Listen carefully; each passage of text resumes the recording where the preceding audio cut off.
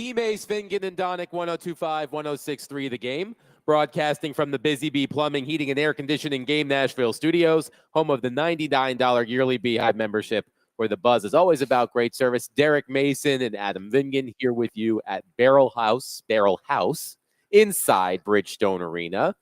Predators, Penguins tonight at 7 o'clock. Pregame at 6, of course, right here on 102.5, 106.3 The Game. Willie Donick will be along momentarily. Yes. The things you see downstairs sometimes at Bridgestone Arena, Derek Mason. Barry Trotz held a news conference this morning. The Predators did make a trade last night. They traded Alex Carrier to the Montreal Canadiens for a young defenseman named Justin Barron, and we'll talk more about that later in the program. Elliot Freeman of Sportsnet will join us at 1 o'clock. We'll get into the Predators and a pretty active trade market around the NHL as of late with Elliot at 1 o'clock. But as I'm turning the corner, leaving the news conference room, there's Hal Gill chopping it up with Sidney Crosby. Ho-hum. Oh, wow.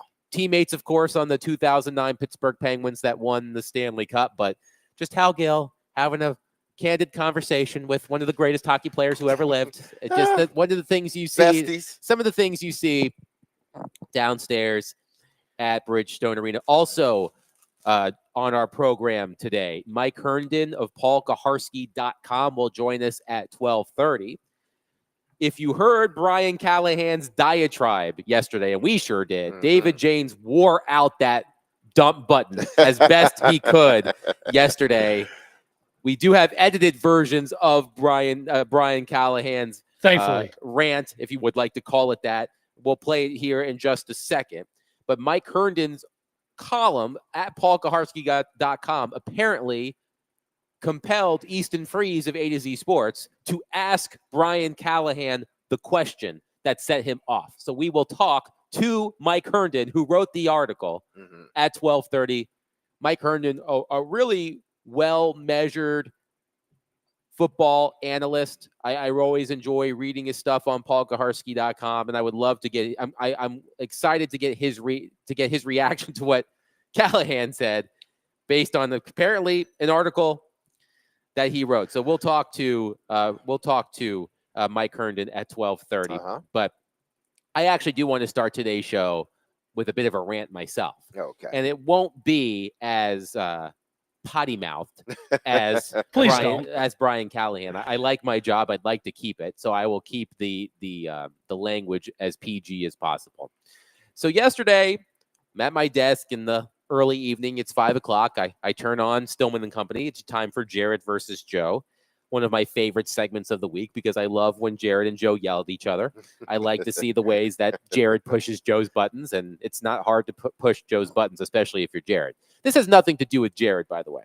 So I put on the YouTube stream, and I'm listening to it while I'm doing some work.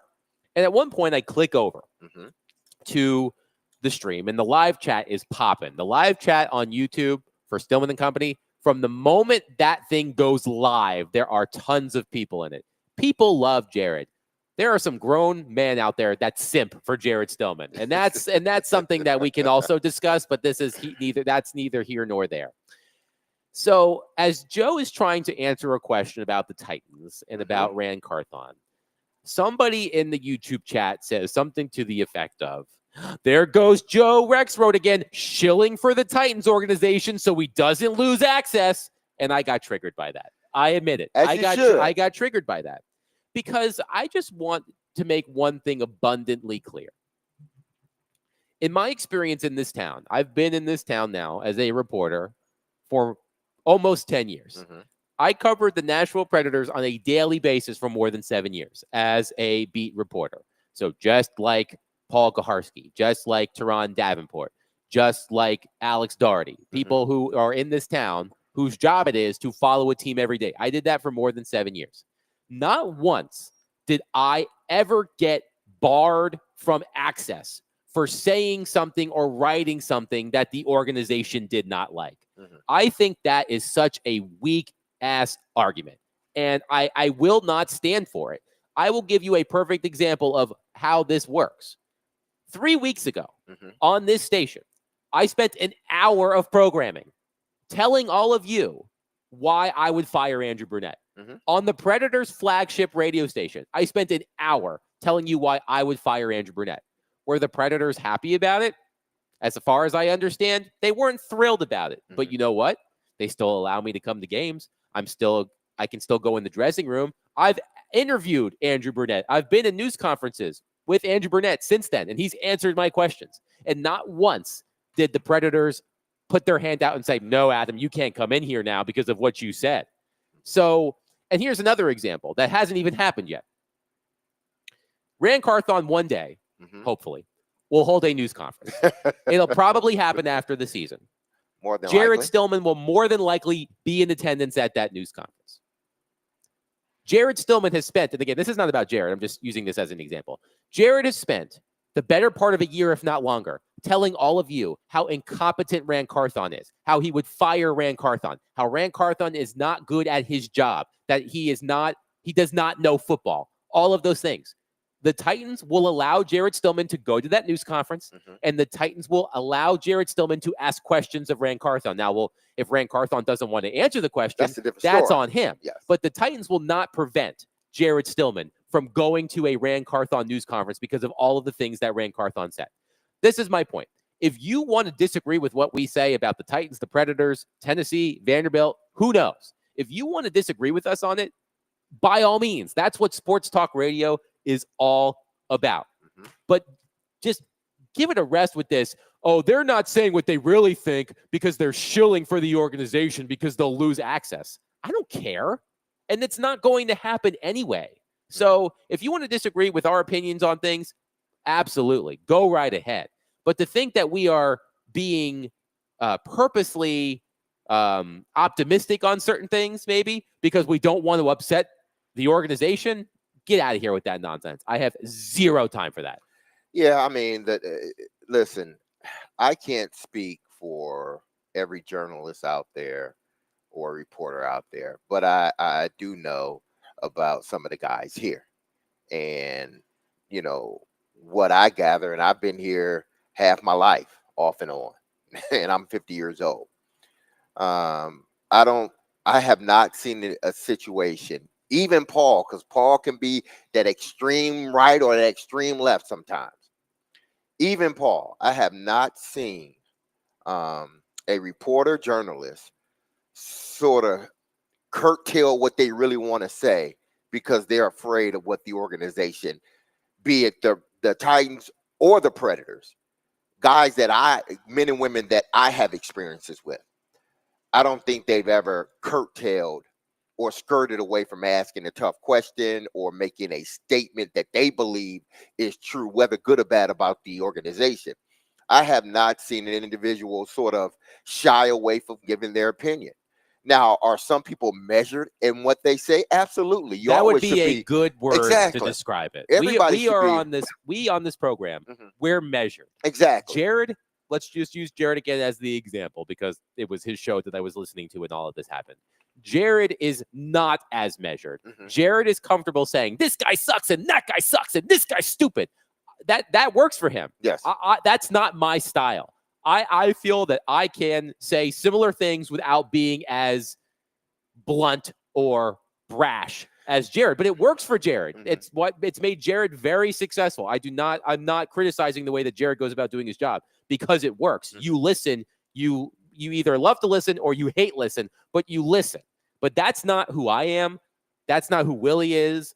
Derek, when you get worked up, man, it's a sight to behold. But you are measured as well too. So just because we're measured does not mean that we are holding back what we really want to say because we're afraid of losing access to the teams that we cover. Give me a break. Yeah, just because one person has one style doesn't mean that if somebody else has a different style or a different tack that they are sort of bowing the knee to the team, or they don't want to say too much because they feel as if they will lose access to the team. That's not the way it goes. Everyone has their way of approaching situations. Jared is different from mine. Mine is different from Adams. Adams is different from Willie, so forth and so on.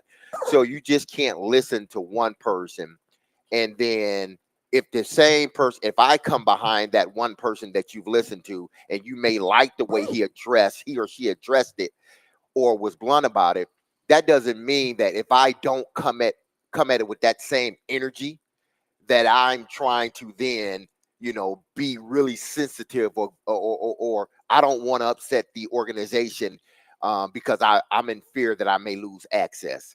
That is not the case. So please, just because you like the way one person do it, doesn't mean the way the other person is doing it is completely wrong. It's just not the way you may sort of approach things. So yeah, I don't think anyone at least on these airwaves, on this station, 102.5, I don't think there's anyone, be it the Titans or the Predators, that are scared to say what they feel because they believe that the organization will cut them off. Yeah, we're again, accountable. we're measured in what Yeah. we say. You always want to be measured in what you say, but that doesn't mean that I'm scared the Nashville Predators are going to say, Derek, you can't, you give me your credentials. You can't come to the building, or the Tennessee Titans saying, Derek, you can't come to the building. I've been critical of the Titans, and I played for them. They drafted me, and I have given them praise. What I try to do is just be fair across the board.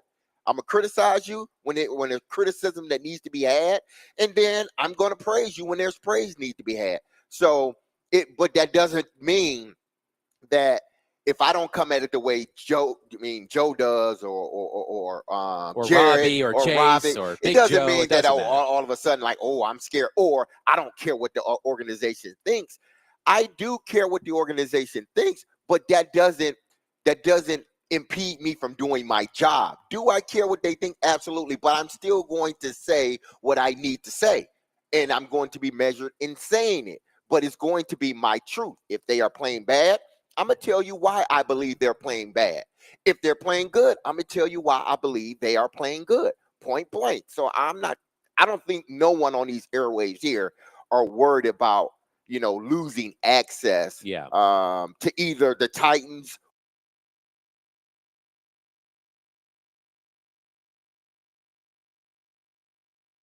organization. That's not what we're going to do. Maybe some people like that, but then ultimately, eventually, it's going to wear on everybody. Okay. So just take it for what it's worth. If you like the way one person approaches a situation, then great. That doesn't mean that, to say, if I choose to approach it in a different way, it's the wrong way, or I'm scared that the Predators or the Titans will, eliminate my access to the team. That no way, no how. I don't think anyone on this station, on these airways at least, feel that way. Yeah, I just needed to get that off of my chest. I feel better because I just think that oftentimes, especially in our society today, we are a polarized society, and we like to hear people that agree with us. As Jared likes to say, affirmation, not information. Mm-hmm. So just because somebody may disagree with you doesn't mean that their opinion is somehow tainted by the access they may or may not have. And I just always, like, it's hard. It's, as a reporter, look, you develop relationships with the people that you report on every day. I had good relationships with some Predators players. I had some frosty relationships with some Predators players. It's a natural thing that happens. Look, we talked about the previous game against the New York Rangers. By the time that Peter Laviolette got fired by the Predators, him and I were on as the I was like barely on speaking terms. Like we I asked him questions, he answered them, but it wasn't a pleasant experience. He and I did not get along, especially near the end. But you know what? He still answered my questions. He didn't maybe like the questions I asked. Maybe he gave me short answers, but he didn't cut me off. He didn't say, I'm not talking to you.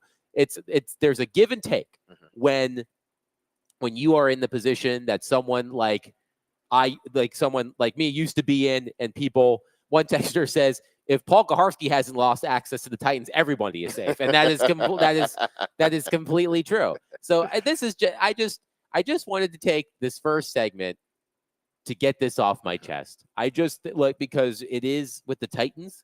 It's a tough time out there if you're a Titans fan. Things are not going well. The quarterback that the organization sold to you did not pan out. The general manager who played a part in that decision is MIA. You want to hear from him. I want to hear from him. Derek wants to hear from him.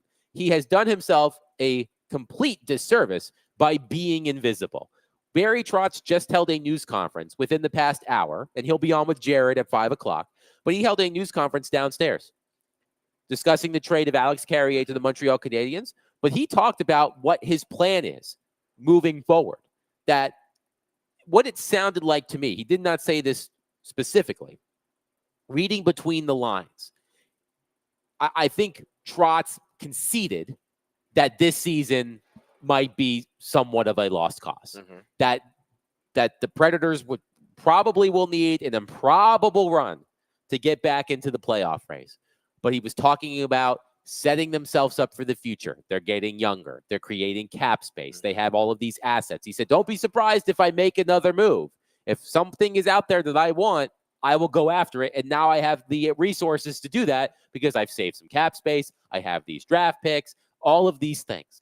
Barry Trotz laid it out over the course of about 30 minutes. And you may be upset with the direction of the Predators right now, but Barry Trotz was down there explaining to you what he's doing. So you can. So if you disagree with what we say about Rand Carthon, Will Levis, Brian Callahan, Chad Brinker, Amy Adams Strunk, that's all fine and good. That's what we love. We love that. We want you to disagree with us. We love the spicy phone calls. We love the spicy text messages. As I said, one of the best parts about being on the show is those moments where Derek he's like, all right, hold on a minute. All right, just give me a second. Because he's about to explode. And when he goes off, as you all know, it's excellent radio. So we love the spiciness. That's what it's all about. But I just want to say that if you want to disagree with us, that's fine. But this idea that if you disagree with us, it's because we're trying to preserve our relationships with certain people, I don't have any time for that. Yeah, I can't prescribe to that either. Guys and girls go about their jobs the way they see is best for them. And I tend to believe, again, the people and the experiences that I've had, and will continue to have with journalists and reporters here locally from a sports angle. I tend to believe that they are trying to convey to the fans as best as possible how they see the organizations, and I'm adding the Nashville Predators into this. So they're telling you their truth. I don't think they are sitting there and saying, well, I can't say this, I can't say that, I can't write this. Man, let me retract that because of what the Titans or the Predators will then, the retribution I will sort of feel from the Titans or the Predators if indeed I talk about this or put this in print. I haven't had that experience with journalists and reporters here in Nashville, so I don't think that's the case. I don't know why people. I'm not saying that it's probably not happening on other stations or other markets, but I'm just telling you the people that we encounter on majority of daily basis. That's not the case with this group of individuals. All right, I feel much better. Thank you all for listening. You can send me the check for the therapy. But it's not over with. No, it's not. It's not over with. No, it's far from over. But I just had to get that off my chest. I feel much better. 615-737-1025. We'll take your thoughts on all things Nashville sports on our phone and text lines driven by WilsonCountyHyundai.com. Again, Mike Herndon at 12:30 of PaulKaharski.com. Elliot Freeman of Sportsnet at 1 o'clock. But coming up next, I've got one word to describe the Tennessee Titans, and I'm going to spell it out for you. SAWFT. Soft. That's coming up next. Derek Mason, Adam Vingan, 102.5, 106.3. The Game.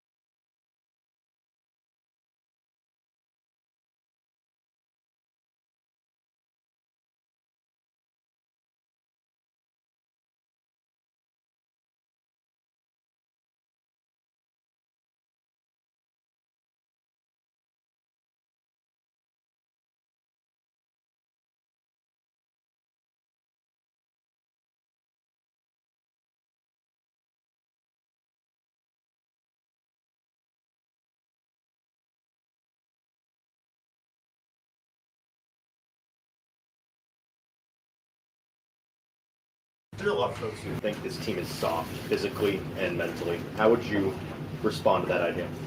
I mean, you really want to get me going today?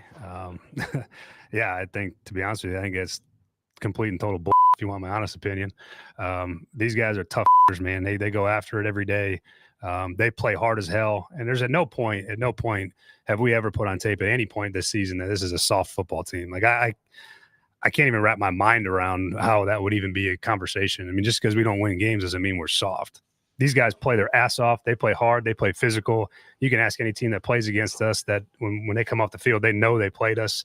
Yeah, that makes me relatively angry that would be some presumption. That means you just don't watch the you don't do anything about it, that you don't know what you're talking about. You don't know what you're looking at. So I won't stand for, I'm not going to stand for anybody calling this football team soft. I think that's so if there's opinions out there that feel that way, then they don't know anything about NFL football. So I'd like you to walk in there and call one of these guys soft and see what happens.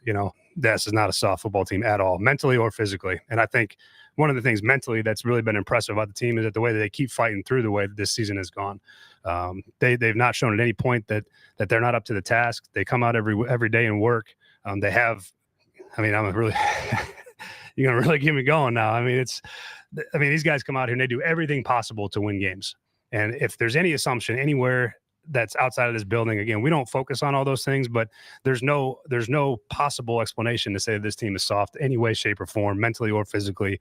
And the way that they go about their work it's insulting to me, to them, to everyone that works here. So I'm not that no chance ever in hell would I ever admit that to be the case, and neither would anybody in this locker room. So you can kind of shove that one right up your, to be honest. So. That was Brian Callahan yesterday. Listening to that clip with the edits in it, it reminded me of when I was younger. I remember I wanted to buy the album The Eminem Show, but I had to buy the edited version because I was a little too young at that point, and it's just like you could barely make out the verses from Eminem because there are so many bad words. It's just like beep, beep, beep. That's kind of what I thought when I heard that. Derek Mason and Adam Vingan here live at Bridgestone Arena. Predators, Penguins tonight at 7:00.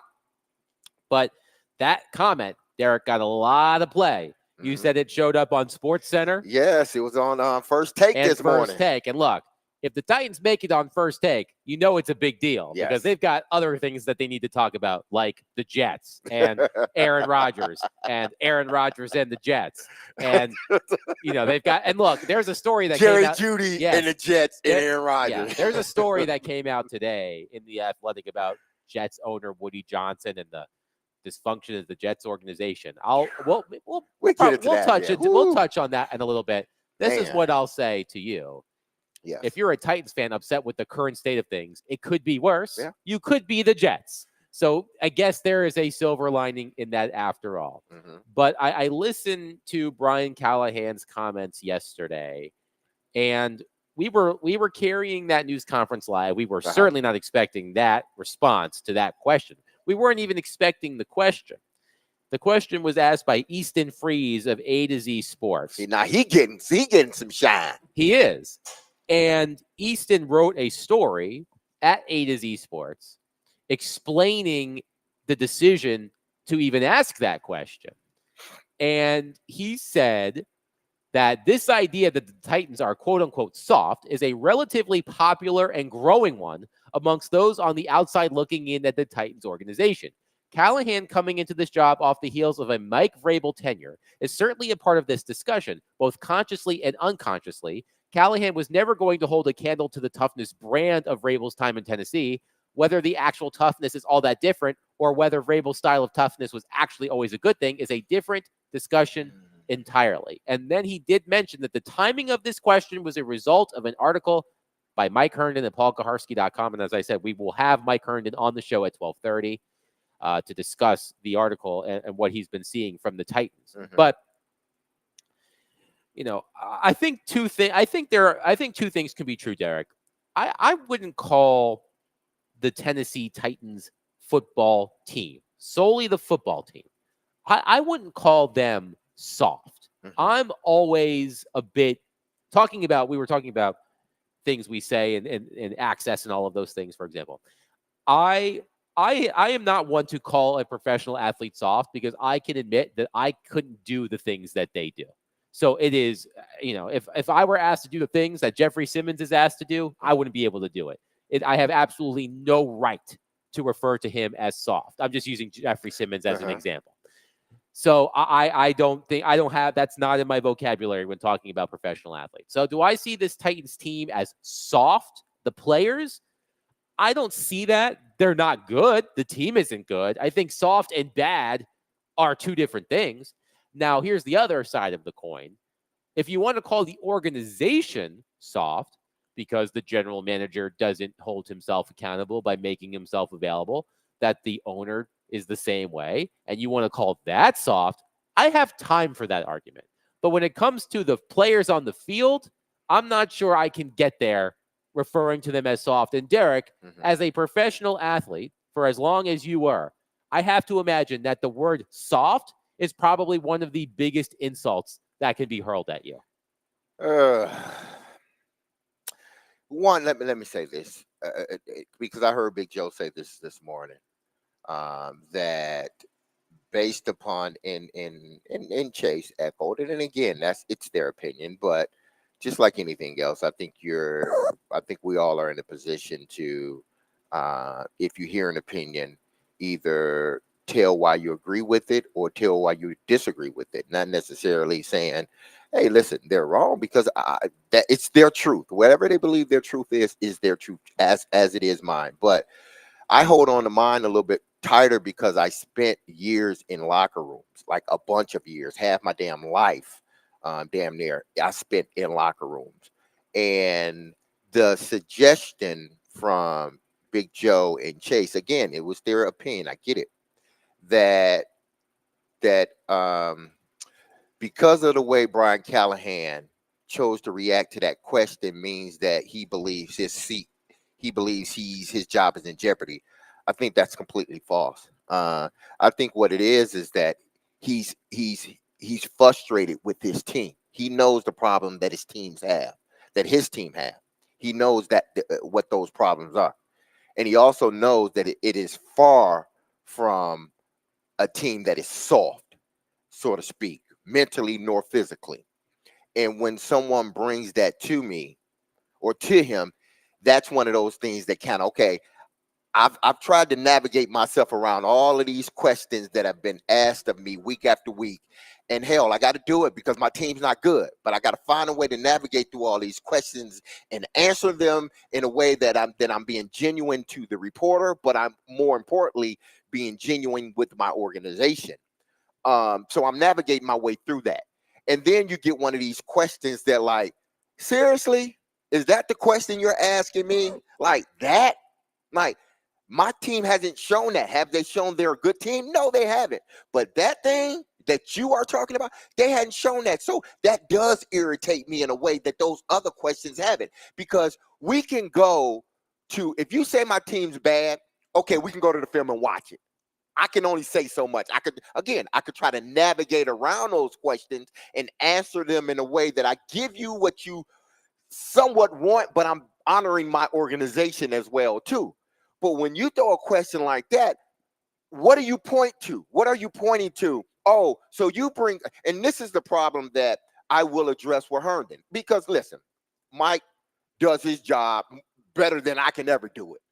I can never put together the way he does articles, because I didn't go to school for that, and he spent his, a part of his adult life and some of his college life, I'm sure, at taking classes to make sure he formed his idea in the right way based upon how we see it. But my thing would be to Mike Herndon is this. Okay, you take two excerpts from two different players, and it's sort of like this. He mentioned, by the way, he mentioned Brownlee. He mentioned Brownlee's comment about the cold in Washington. And I believe, I believe the other one was Peter Skoronski had a comment early in the season about a lack of resilience from the Titans. But those are, here's the problem that I have with it. You go to two young guys, a second-year guy and a first-year guy. and you ask them that question, and they, from their perception, theirs alone, that one person, because what Peter said wasn't echoed across the locker room. It wasn't. And what Brownlee said wasn't echoed around the locker room. And if you listen to Brownlee closely, he said, in my opinion, keyword, my opinion. You're asking a first-year young guy his opinion. Hell, he barely know what's going on the field. No slight to him. We all in our first year barely know what's going on. It all becomes a whirlwind for us. So I'm not saying that as if I'm saying Brownlee is a bad player or anything else. I think Brownlee's a damn good player, and I think he's only going to get better as he gets more experience. But you're asking a guy that's a rookie, and he blatantly says, in my opinion, it could have affected guys. Go ask those guys that he's alluding to. Go ask them. You asked one person. Go ask them and see if those same guys have the same sentiment that Brownlee has. Now, across the board of all those guys, then yeah, we got a problem here, fellas. Y'all can't play in the cold, seriously. But it wasn't, because we understand that no matter if I'm in Green Bay or if I'm playing in the Heat in Miami, we got a job to do. Okay, so this notion that because one person alluded to possibly maybe that being a reason that all of a sudden now this team is soft, that is not a good reason to be spreading that. And then Easton comes back and, oh, well, people have been, who's been saying that? One person wrote an article about it. You had one person comment on the weather, at least from what I gather. One person that commented on the weather and said maybe that was the reason, but you're asking a first-year person that is trying to figure out why are we playing like this, and then he goes to the cold weather? Come on, man. Y'all got to know better than that. You can't take what, again, if it was a sentiment across all 52 guys or even half the guys, or even out of the 52, 15 of the guys, then okay, we can have a conversation. But when one guy says it, now all of a sudden it's supposed to be a blanket statement for everybody, that's why he was pissed off. Okay, because that same question was asked of him after Brownlee said it, not is your team soft, but hey, was the weather affected? Was your team affected by the weather? Because hey, one of your players said this. One of your players, not all of them, one of your players said this, and he addressed it back then. So then how can you write a whole article saying this team is soft? People are saying, who in the hell are these people? Tell me, when you write an article like that, and I'm not asking you to give up a source or anything, but when you say these people, there are a lot of people. Who are these people? Okay, so let me chime in here, because I think we do need to clarify one thing. I don't, and we'll talk to Mike Herndon at 12:30. I don't think Herndon said in the story people are saying. Mm-hmm. He had his own opinion that there were elements of the Titans that he finds to be soft. Easton Freeze actually addressed this on Twitter. He said he doesn't love the phrasing of people are saying questions either. He chose his wording intentionally because he felt it was the best way to ask this. It wasn't him thinking, Easton thinking, or saying this team is soft. If it was, I wouldn't hide behind others. And the question was inspired by hundreds of comments I've heard for weeks now, culminating in an article that ran this morning by someone who I consider a friend, being Herndon. If I use their name in the question, it's not fair to them because they are far from the first person I've heard say it, and it's not representative of who truly thinks this. And it would result in a less open answer from Callahan because he's not the type to blast a person in an article he probably doesn't know anything about. So, okay, again, I go to, who are these people? Are these just fans you're hearing from that are texting in and into the website and say, hey, this is how I feel? Or are you hearing this from reputable people like that are in that building From what it that are sounds like, saying, hey, this team is soft? From what it sounds like, Easton is probably referring to people who comment on his stories, who tweet about the Titans, who listen to radio, all of those things. And say, this team is soft. This team is soft. Callahan is soft. Like that's and not to diminish the opinions of Titans fans. Exactly. But social media is an echo chamber. Yeah. Social media, it's a vocal minority. It's a smaller group, but it's the loudest group. So I don't, as a reporter, I don't love approaching questions that way. If someone is calling the Titans soft specifically, when we heard this clip yesterday, and then we'll go to break, but when we heard this clip yesterday live on air, my thought was, did Shannon Sharp go on First Take and just rip into the Titans and Brian Callahan? Did somebody say something on a big show that we missed? Or was there a story that was written from, sources inside the building? Did we miss that? So, I mean, I to defend Mike Herndon a little bit, I don't think Herndon was saying, oh, I've talked to people who say the Titans are soft. It was his opinion. Now, you could disagree with the opinion, but it was his opinion. I don't think he was saying, I've talked to this person and that person and this person. But then when you take the opinion of one person and you start to echo it out as if it's people are saying, it's not people, plural, a bunch of people, other than, maybe there are people. I'm sure there are individuals within the fan base that have watched this team, and in their mind, they're thinking, oh, this team's soft. Not necessarily that they're thinking this team is not good. Just because you're not a good team doesn't mean you are a soft team. It just means that you don't have the players that can compete week in and week out and win you football games. That has nothing to do with someone being soft. And I hate going here. I really do. I hate going here. Why don't you hold and that I'm going to go here on the other side. That's exactly what you're going to do. 615-737-1025. We'll take your thoughts. Are the Titans soft? You let us know. 615-737-1025. This week's Nashville's Best Deal is from Brewster's Real Ice Cream in Hendersonville. Brewster's offers handcrafted cakes, pies, and ice cream flavors such as peppermint Oreo, eggnog, and gingerbread man. Enjoy the magic of homemade happiness this season. Visit theGameNashville.com/deals now and get half off a $50 gift card while supplies last.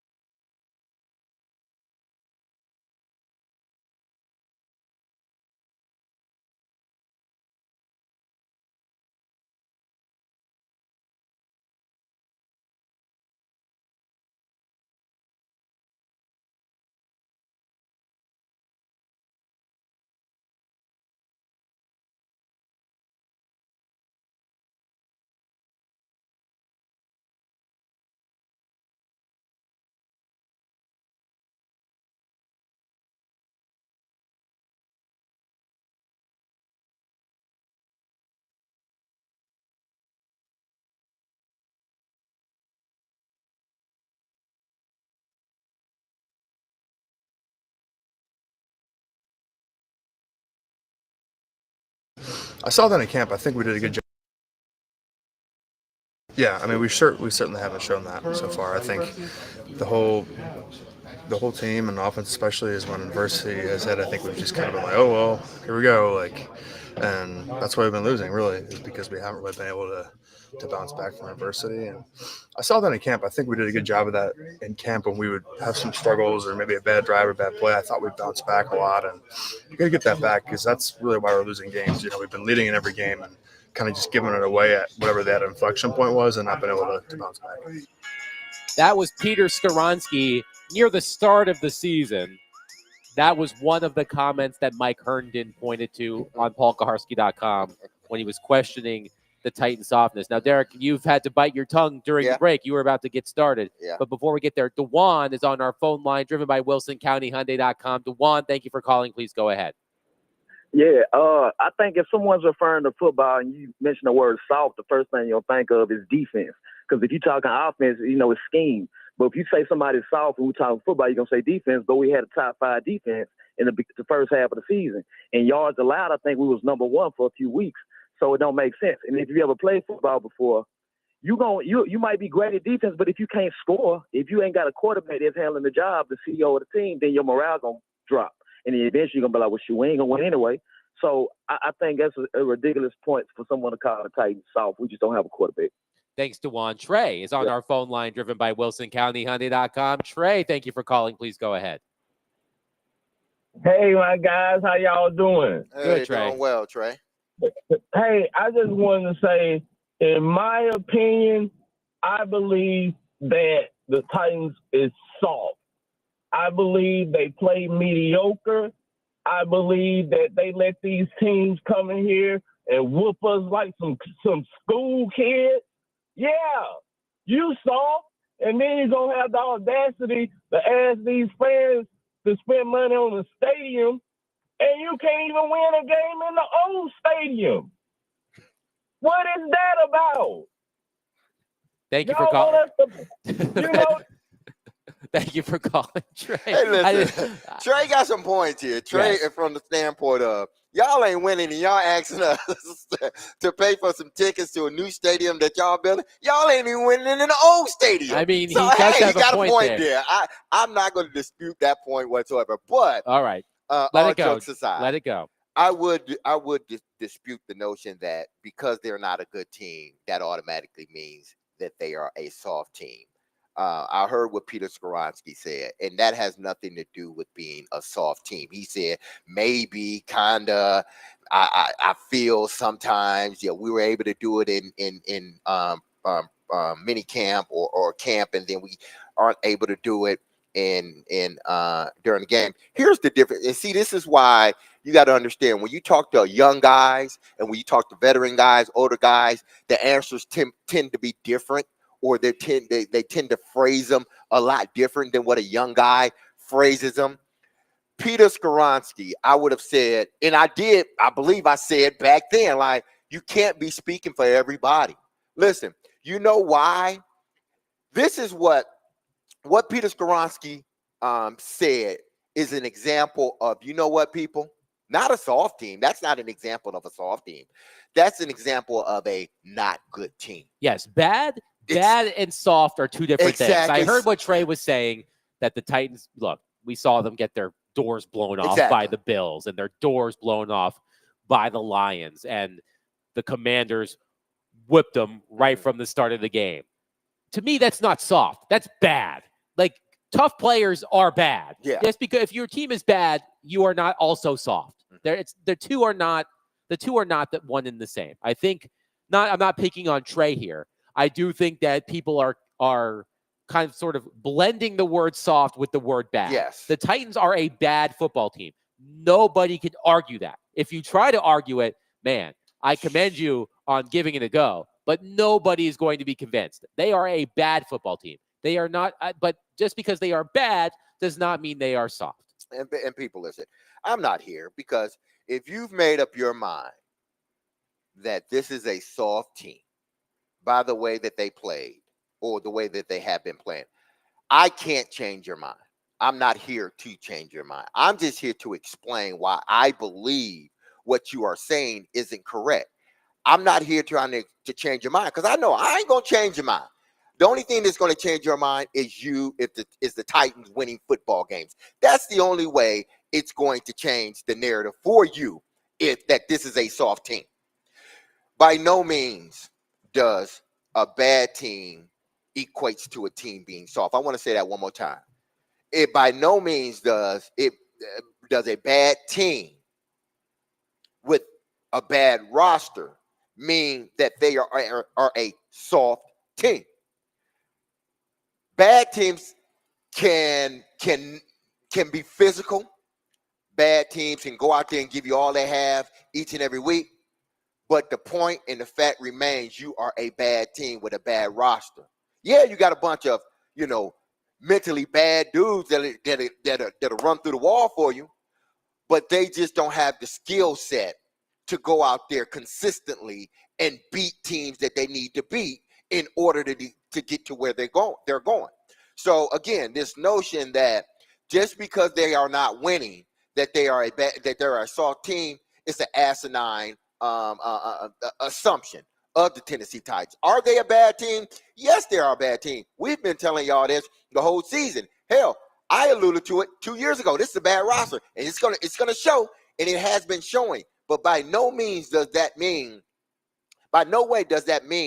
that this is a soft team. Just because Brownlee says what he says, and maybe there were a couple other guys that, as Brownlee was coming out, or as they were coming out, they were like, man, it's cold out here. I've said that. You know how many times I've said that? Anytime I stepped into a stadium that was below 60 degrees, I was like, damn, it's cold, because I don't like the cold weather. But does that mean that I'm soft? No, it just means I don't like the cold weather. But I know I got a job to do. In about 30 minutes, my body will warm up and I'll be good. And I guarantee you that was the sentiment of some other guys. That, yeah, it is cold out here, but man, we got a job to do. And by the second quarter, when they're all warm and then they're sitting by the heated seats in there, they ain't even thinking about the cold weather. They're thinking about, what do I need to do to make sure that my job is done? And I'm not talking about the cold weather. So again, the notion that just because one player, a rookie that you asked said maybe that was some guys.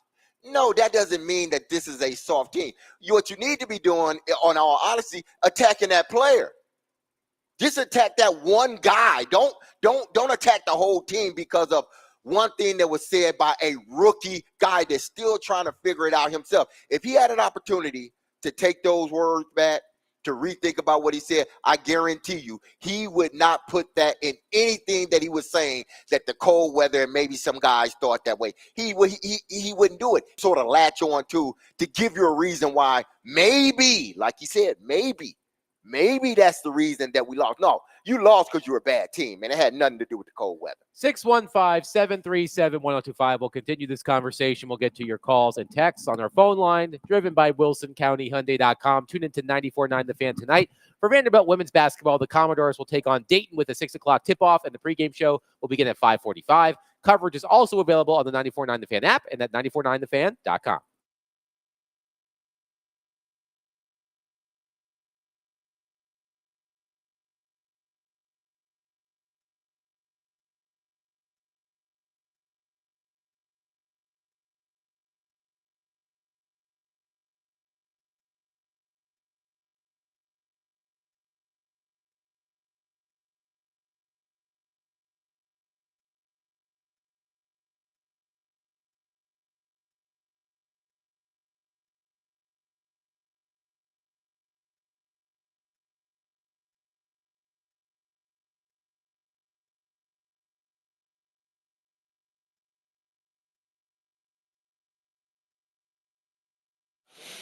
Zen Sports just picked the grand prize winner for the November Big Game Sweepstakes. Don't worry if you were not the grand prize winner. Don't worry. You know why? Because now that we've entered into the month of December, they are running it back, but in a different fashion. They are running it back with the Big Game Sweepstakes College Edition. Oh, you like that, don't you? I do. The College Edition. This time, instead of going to the big game for the pros, they are giving you a chance to go to the very first big game in the new college football tournament with a grand prize, check this out, of $10,000 cash and 2 tickets to the biggest college football game of 2025. Yes, the one that is south of us in the great city of Atlanta. The ability to earn entries on every bet you place in December. It doesn't get much better than this. If you don't win the grand prize, don't worry about it. You'll also have a shot to win 10 small prizes, which grant you $1,000 toward any college football game in 2025. So what are you waiting for? Head to zensports.com/sweepstakes for a full list of the rules and earn a $100 no danger wager on your first bet. That's Zen Sports, where betting just got better. And remember, gambling problems, call 1-800-889-9789. Terms and conditions apply. Must be 21 years or older to bet here in Tennessee.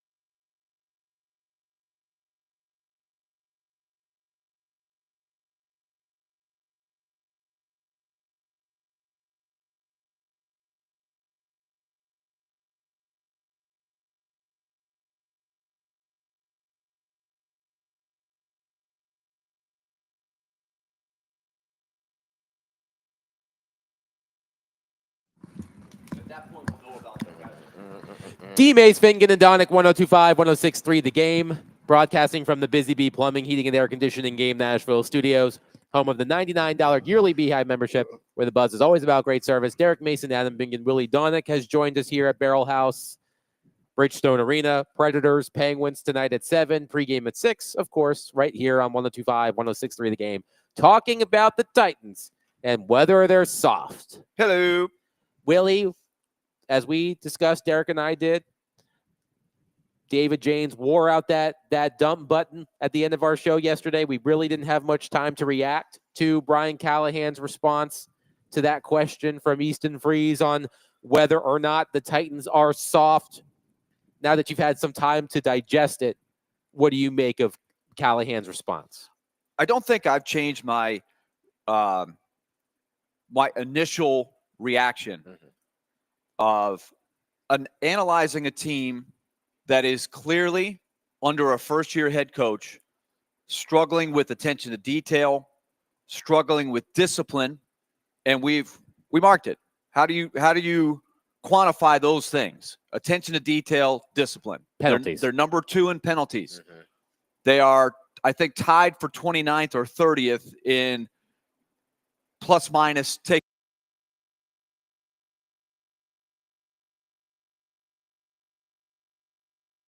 In the NFL, albeit Callahan saying they have made some progress in that area the last couple weeks. But look, it's bad, right? They have an excellent field goal kicker, and in spite of that, they're still way below everybody else in the collective rating of the special teams.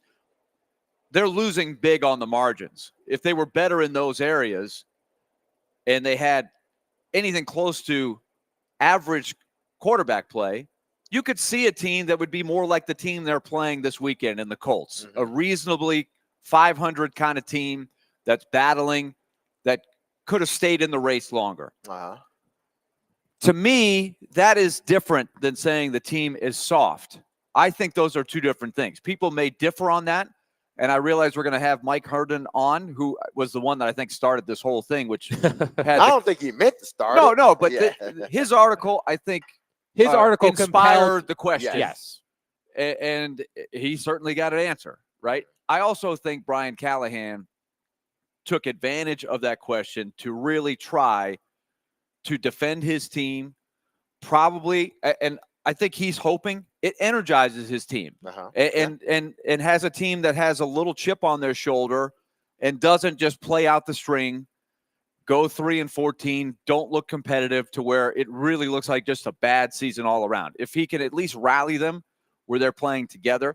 And I will say, I don't think their team has really quit.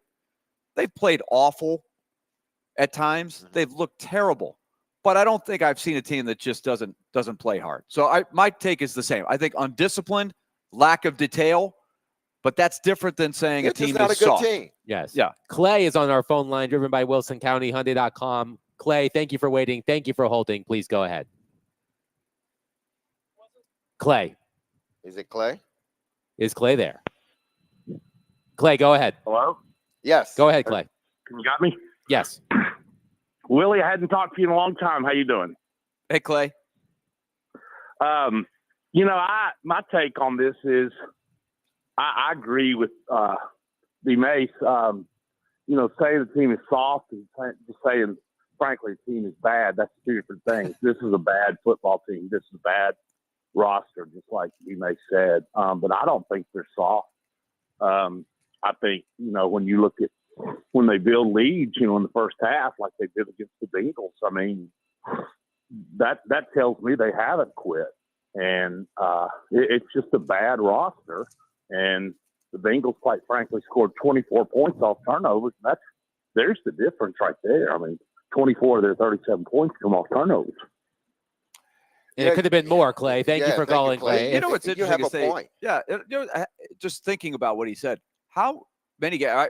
I stopped keeping track. Yes. Because at halftime, there have been games recently where they've had the lead for a while and then lost it by halftime. But second quarter leads, for a 3-11 team, they've had the lead a lot, right? In first half, it just has not. If I been recall able to be correctly, I believe it was through 6 games. I think this is how far back you have to go. I believe it was through 6 games. We were like, if the Titans played football games that ended at halftime, they'd be 4-1-1 so far this season. But, I think you could do it different ways, like time spent in the league. Like Jacksonville, they led for most of the game. And you look up at the end, they lost. The Colts game, the first time they played the Colts, they led for a lot of the game. They led in the fourth quarter of that game. So, I mean, it's not hard to explain. Again, and I'm done with trying to convince somebody otherwise. If that's what you want to think, then like I said earlier, I'm not here to try to change your mind on anything, because obviously the only thing that will change your mind if the Tennessee Titans start to win. So all of a sudden, if they start to win, do they become not a soft team anymore, or do they become more of a better roster? Does the roster get better? Which one is it? You can upgrade the roster and bring in some good players, and you can get, you can win 4 or 5 extra games, which would put you at 7 and whatever. So would you think now this is not a soft team, even though they're still not a playoff team and they're still not one of the best teams? They're one of the worst teams if you're not making the playoffs. So my thing is, it's simple. Because if you want to say, well, they held a lead in the first half and then they gave it away in the second half, that's the sign of a soft team. No, that's not a sign of a soft team. That's a sign of a team that doesn't have the players to consistently play 4 quarters and to play it at a high level. That doesn't mean that all of a sudden now this team is soft. I don't know how you go from leading before half and you're this physical team or not soft team, and then you come out at half and then all of a sudden you give up the lead because of turnovers. That deems you a soft team. That doesn't deem you a soft team. That deems you a team that isn't good. Brian on our text line, driven by WilsonCountyHyundai.com, says, so everyone is telling us how this team isn't soft, and some are saying they aren't, and maybe the players aren't soft. But tell me how this organization isn't soft. We hear nothing from the front office. We hear from some at the start of the season, but now that it's tough, they hide behind the coach. Even players getting ticked off because someone wrote something about them and acting a fool afterwards. I'm just saying they look pretty soft at times. Now, this is something Derek and I discussed in the first hour, Willie. If you want to make the argument that the organization, I'm not talking about the players in the locker room. If you want to make the argument that the organization, namely ownership and management, is being soft by not being more present and more accountable to what's been going on, I can listen to that argument. We've talked plenty of times how Ran Carthon has done himself no favors with the fact that he has not really answered to anything that's gone on this season. I referenced the news conference Barry Trotz gave this morning after the Predators trade Alex Carrier to the Canadiens.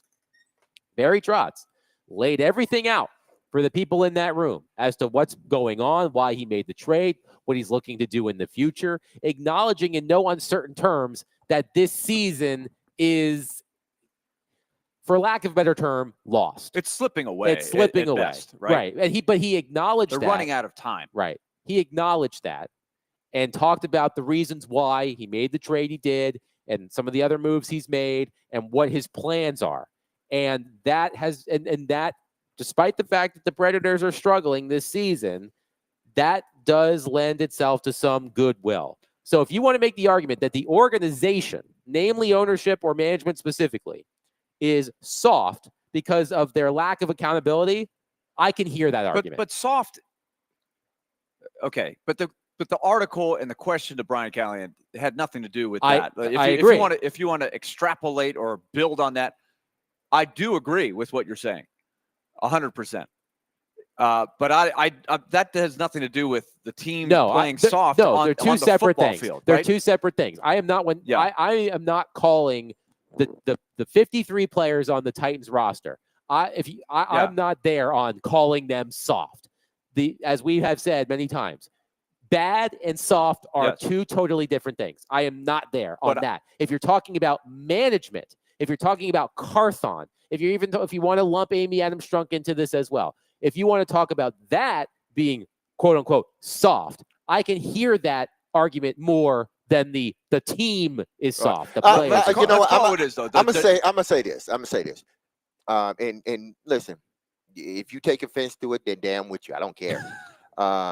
You have no authority if you have not played that game, if you have not been in those locker rooms, if you have not sweated on that field, if you have not spent those hours, days, years, sweating and doing all this stuff. You are not qualified to tell a team whether they are soft or not. You're Agreed. not. And Agreed. if you want to get mad at me, damn you. I don't give a hell. I don't. You are not qualified. Just like I'm not qualified to tell those guys on the ice how to do their business. I may have an opinion on, based upon what I've been through as an athlete, what can probably be going on like mentally in the game with them, or after a loss, how they may feel.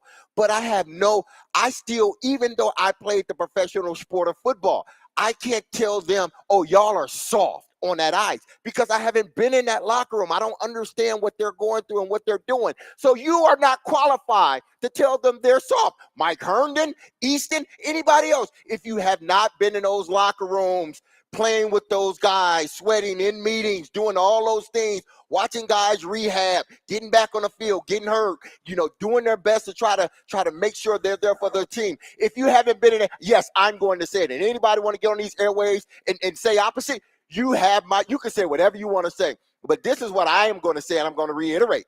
You have no right to say that they're soft and have any sort of authority or anything else based upon you never even being in the locker room. I'm not talking about going in there doing an interview. All y'all have done that for years, over and over and over. Y'all have done that. But to actually be in those meeting rooms, to go through what those guys go through when y'all are not around, when y'all are not reporting things, to go through what those guys are going through, men and women that play that play professional sports or even collegiate sports, but more importantly, that play professional sports. You don't have a right. You don't have the authority. I'm saying this. This is me and my thoughts alone, okay? So if you're going to come at the show, come at me, period. And I could come back at you each and every time. But you have no authority to say whether this team is soft or not. You can say that's a bad team all day, every day. You can say that. And I would be in agreement with you. That is a bad team. But to say that they're soft, I'm sitting here and I'm telling you that, listen, though I know what they go through, you don't. You can say, well, I watched them, I reported. Yeah, you watched them or you reported on them, but you haven't been in those intimate settings with them. So you don't understand. That's why Brian Callahan took so much offense to it, because basically you're saying all the stuff that we're doing, yeah, we're a bad team. Let's put that aside. But all the stuff that we're doing, the hours that I put in, I know what these guys are going through. I know the hurt and all this other stuff. And for you to come out with this, oh, they're not soft? Who gives you the authority to say that other than yourself? Where do you get one guy saying something that said maybe? Damn that, man. And anybody that take offense to it, listen, I still love you, but I don't give a damn. Come at me. Don't come at Willie. Don't come at Adam. Come at me, because I'm the one that is saying this. And I will come right back at you. I love the back and forth banter. Please bring it. That was very Mike Gundy-esque. Yeah. I'm a man. I'm 40. Come after me. I'm 50, man.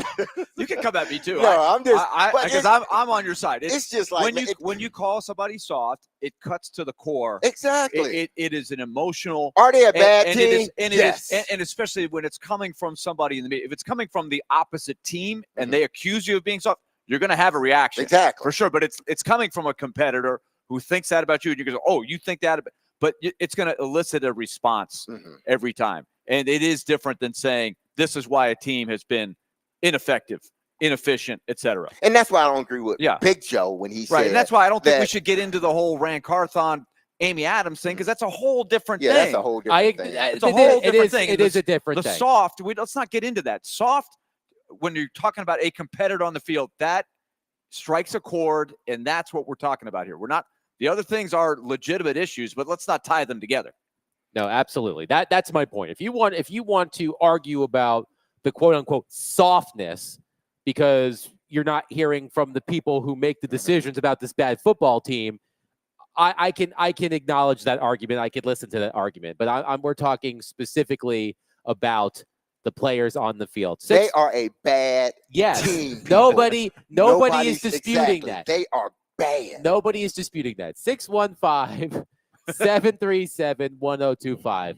Mike on our text line says, the wide receiver translator of Derek Mason, quote, shove it up your ASS.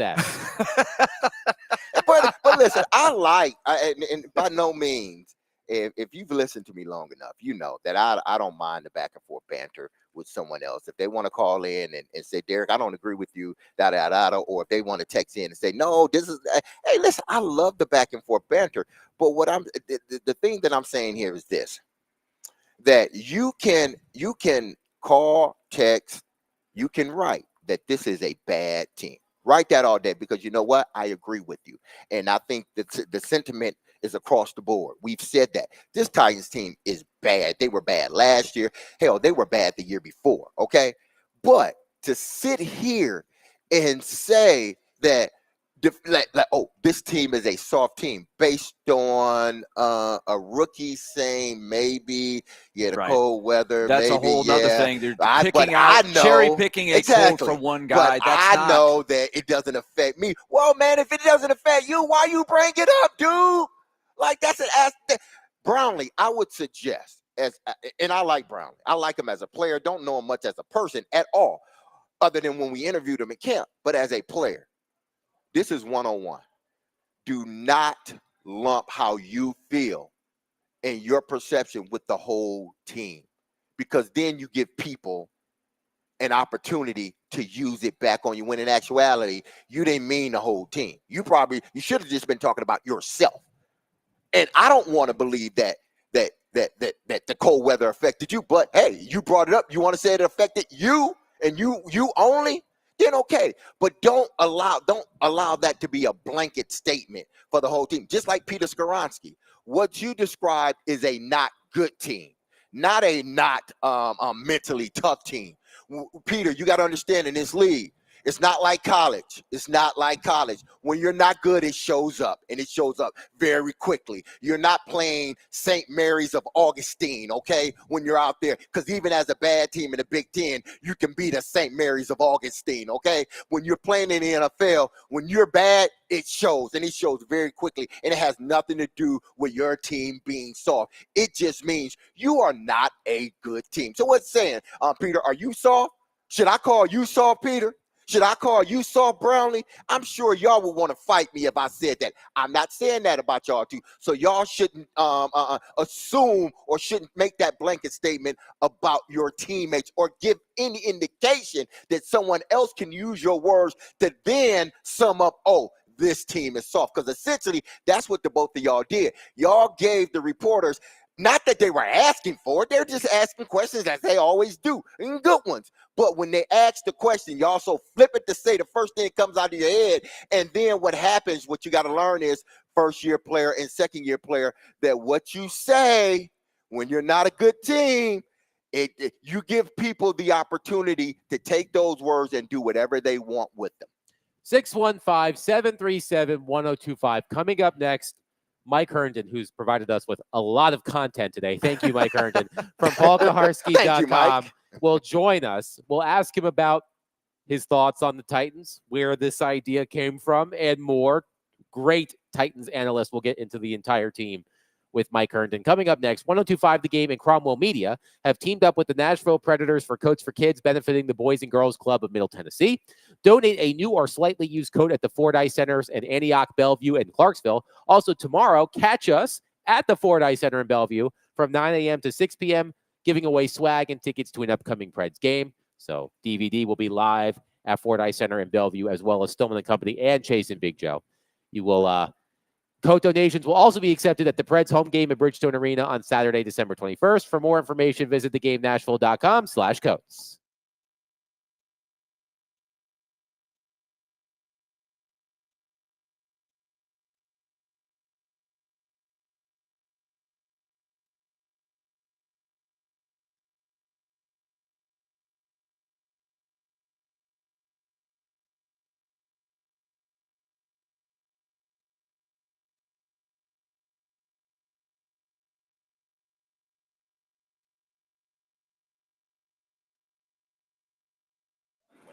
All right, let's talk League Company. Predators in action tonight against the Pittsburgh Penguins. Oh, yes, shades of 2017. Sidney Crosby and company coming in. this is going to be a fun game. Let's see if Nashville can build off the 2-0 win on Tuesday. Max Hurst will start our radio coverage at 6 o'clock. Pete Weber and Jay Moore on the call at 7 here at Bridgestone Arena. It'll be brought to you in part by Lee Company. They've been in business since 1944, servicing people's homes and businesses when it comes to general maintenance and especially the guts of your home. Heating, cooling, plumbing, electric. At this time of the year, you know, temperatures got freezing last night. If your heater's not running properly, it is a burden. Make sure you call Lee Company if you're having problems right now, 615-567-1000 or leecompany.com. And then take the next step and have that year-round coverage. Get those yearly checkups by being part of their home maintenance plan. A small monthly fee gets you those checkups and then gets you discounts on those repairs. You're going to save money in the long term. 615-567-1000 for Lee Company or go online at leecompany.com.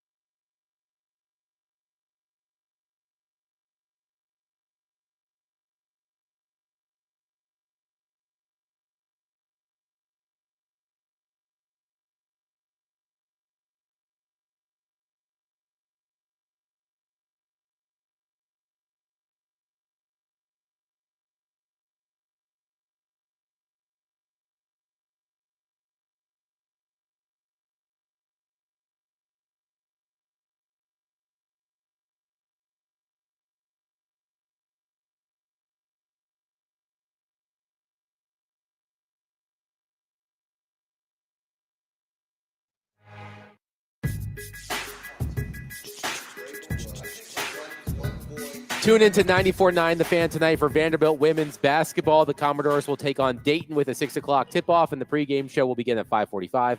Coverage is also available on the 94.9 The Fan app and the 94.9thefan.com. Willie Donick, Derek Mason, Adam Vingan here with you at Bridgestone Arena. Predators Penguins tonight at 7. Joining us on our phone line, driven by WilsonCountyHyundai.com, Mike Herndon, columnist for PaulKuharsky.com. Mike, thank you so much. Thank you so much for joining us today, and thank you for all of the content you've given us over the past 24 hours or so. Has it been 24 hours yet? It's been about 24 hours. So, Mike, I read a story from Easton Freeze at A to Z Sports, who asked the question yesterday that set off Brian Callahan. He said that your column on PaulKuharsky.com is what led to him asking that question. So first, I would love to know what your reaction was to Callahan's reaction, but also for people who did not see your article, what was the point you were trying to make about the Titans in terms of their toughness or lack thereof in your mind? Yeah, so I guess to answer the first question, I'm not surprised by Callahan's reaction. I know the soft label is kind of, that is going to get a big reaction out of anybody in football. That's about the worst thing you could call anybody. So I'm not surprised he was upset by that. But I do stand by my thought that I wrote in that piece. And it's basically that I do think that this is not the most mentally tough team. And I think we've heard comments from players that tell us that. Peter Skoronski talked early in the season about, the team really struggling to handle adversity. And when bad things happen in a game, the sideline just kind of puts their head down and it's kind of here we go again mentality rather than hey, what are we going to do about this, mindset. And so there's that. And then there's the comments from Jarvis Brownlee about, the cold getting to them on a 42-degree day in Washington, and helping cause that avalanche first quarter that was a disaster. Those are not the markings of a mentally tough team, right? And that's kind of what I'm getting at here is there's a little bit of softness with this group as a whole, in my opinion. And look, they're football players. They're tough guys compared to the normal gen pop, human race out here. And no doubt about that. I'm not saying they're soft people, but I think relative to NFL, peers, this is not the most mentally tough team. And I think you look at the second half of games and how many games they've led at halftime and then just kind of let go of the rope in the second half. I think there's just too much evidence, both from players' comments and then the play on the field itself, to not feel like this team just lacks a certain toughness. And I'm not saying that there aren't tough guys, but I think as a whole, this is not a very tough group. Mike, you tweeted during the game the other day after the Will Levis implosion that you were out on Ran Carthon and the entire Titans regime. You said, quote, this is truly awful football that they're putting on the field right now, and it appears to be getting worse, not better. Nothing we've seen this year or last year for Carthon suggests competence. I would love for you to expand on that point. Yeah, I think a lot of what I was getting at there is, and I don't think I articulated the Callahan-Carthon connection in there because I started it with the Carthon regime, but to me, they're tied together at this point, right? I mean, Carthon was a big part of going to get Brian Callahan, and that relationship and how well they hit it off was constantly given as a big reason as to why he was the clear choice to lead this football team. So to me, if you were to move on from Callahan after 1 year, I think you have to move on from Carthon. I don't know what you're going to turn around and give him another shot to hire another coach a year later and draft another quarterback, 2 years after the Levis pick. I think if you're going to move on from Callahan, you move on from both. And to me, Carthon hasn't been outright bad as far as player acquisition goes, but there's been a fair share of misses. And I think ultimately they've had the 7th pick in the draft and the 11th pick in the draft. and they've come away with 2 offensive linemen, neither of which are playing at like an all-pro type of level. I think Skoronski's been pretty good this year. I think Latham's been pretty good for a rookie, but, probably below average overall, which, again, rookie left tackle. I'm a big Latham fan in general, but you've got to get superstars with those picks in that 7 to 11 range. And there's not a huge indication yet that either of those guys are on that track to being perennial all pros. So I don't know. I think there's a lack of evidence so far, and that Carthon is able to produce the kind of turnaround that this team requires. Because again, remember, John Robinson, and I know he's part of the issue here, so I'm not sanctifying him, but he was able to take a team that had won 5 games over 2 seasons and immediately turn them around into a 9-7 team by going and getting a few key pieces in that first offseason and nailing that first draft. And yes, he did have the high pick to start from and was able to trade back and accumulate all that. But yeah. Yes, yeah. And so you said the 7th and the 11th picks. You want superstars, and Robinson had the first pick. That is a little different, right? Not a high pick. Well, it is. But he traded back, and he was able to get he got a ton of picks. He used that asset. It's easier to wield the first pick into the assets he got than just inheriting the 11th pick or the 7th pick. Well, I would agree with that. But I also think the roster that he inherited, that Carthon inherited, is better than the roster that Robinson inherited when he came on board. I would disagree with that. Oh I would disagree. Wow. I'm going to hand it over to I'm going to hand it over to Derek Mason. Mike, listen, Mike, I couldn't do the job that you do. Let's just say that first and foremost. I couldn't do the job that you do. I think you do a wonderful job that you and anyone else, be it Adam, that actually, columnists, write, reporters, all that stuff. Y'all do is wonderful because, listen, it would be hard for me to do that week in and week out or day in and day out and try to come up with articles each and every day or each and every week to try to, surmise or sum up a horrible team. Now, I'm sure that's not fun. But the notion that because this team doesn't have the ability to overcome deficits, or the team has leads and then lose them in the second half, that this is a soft team. Because I want to remind you, these are the same problems that we had the last year under Mike Vrabel, and no one would dare call Mike Vrabel's teams soft. These were the same problems that we were talking about, them holding leads in the first half and then coming out at halftime. And we're like, where is this team at? Did they just stay in the locker room? Because this doesn't resemble the team that we saw in the first half. But not once did we. And maybe because the way that Vrabel ran the messaging was, hey, listen, one message, that's all that we want to get out. Everybody needs to fall in line. And, hey, listen, some people loved it. But then when he wasn't winning, people hated it because no one would give him anything. What Brian Callahan has been able to do was, hey, listen, I got my message, but I am not going to hold guys up from saying whatever they need to say. I may not agree with it, but hey, listen, we're not going to run it like Vrabel ran it from a media standpoint in a sense. But that doesn't make them then a soft team because, again, they can't hold the lead after halftime because those were the same problems that Mike Vrabel was having. And not once did we ever, at least I know I didn't, ever come on these airwaves and say, hey, listen, the reason that they're losing is because they're a soft team. There were things coming out toward the end about Vrabel and what was going on between him and Rand Carthon. But not once did we say, even though they were playing horrible football, not once did we say, man, that's a soft team because they're playing bad football. No, that's a bad team, period. Whether they're soft or not, but no, that's a bad team. That's not a soft team. And I see it the same way with this team.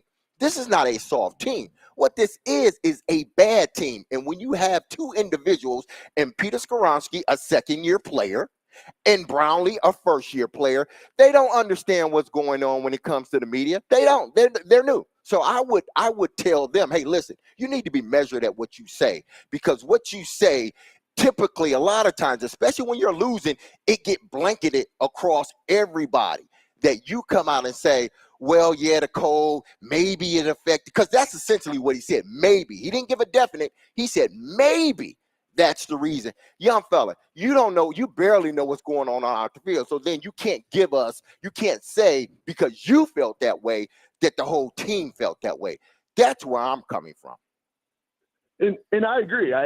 Some of that, and I particularly the Brownlee comment, I took that as, he's a South Florida guy. I get it. He probably doesn't like playing in the cold, but the fact that he made it sound like he was speaking for the team probably was more of a media mistake than him actually, I don't know, maybe having the pulse of the team as a whole. But I still think that there's an element to it, that this team gets blown out a lot more than it did last year. And I just don't think, I don't know, it felt like the team was more competitive last year, even if, they were bad. They were not a good football team last year either.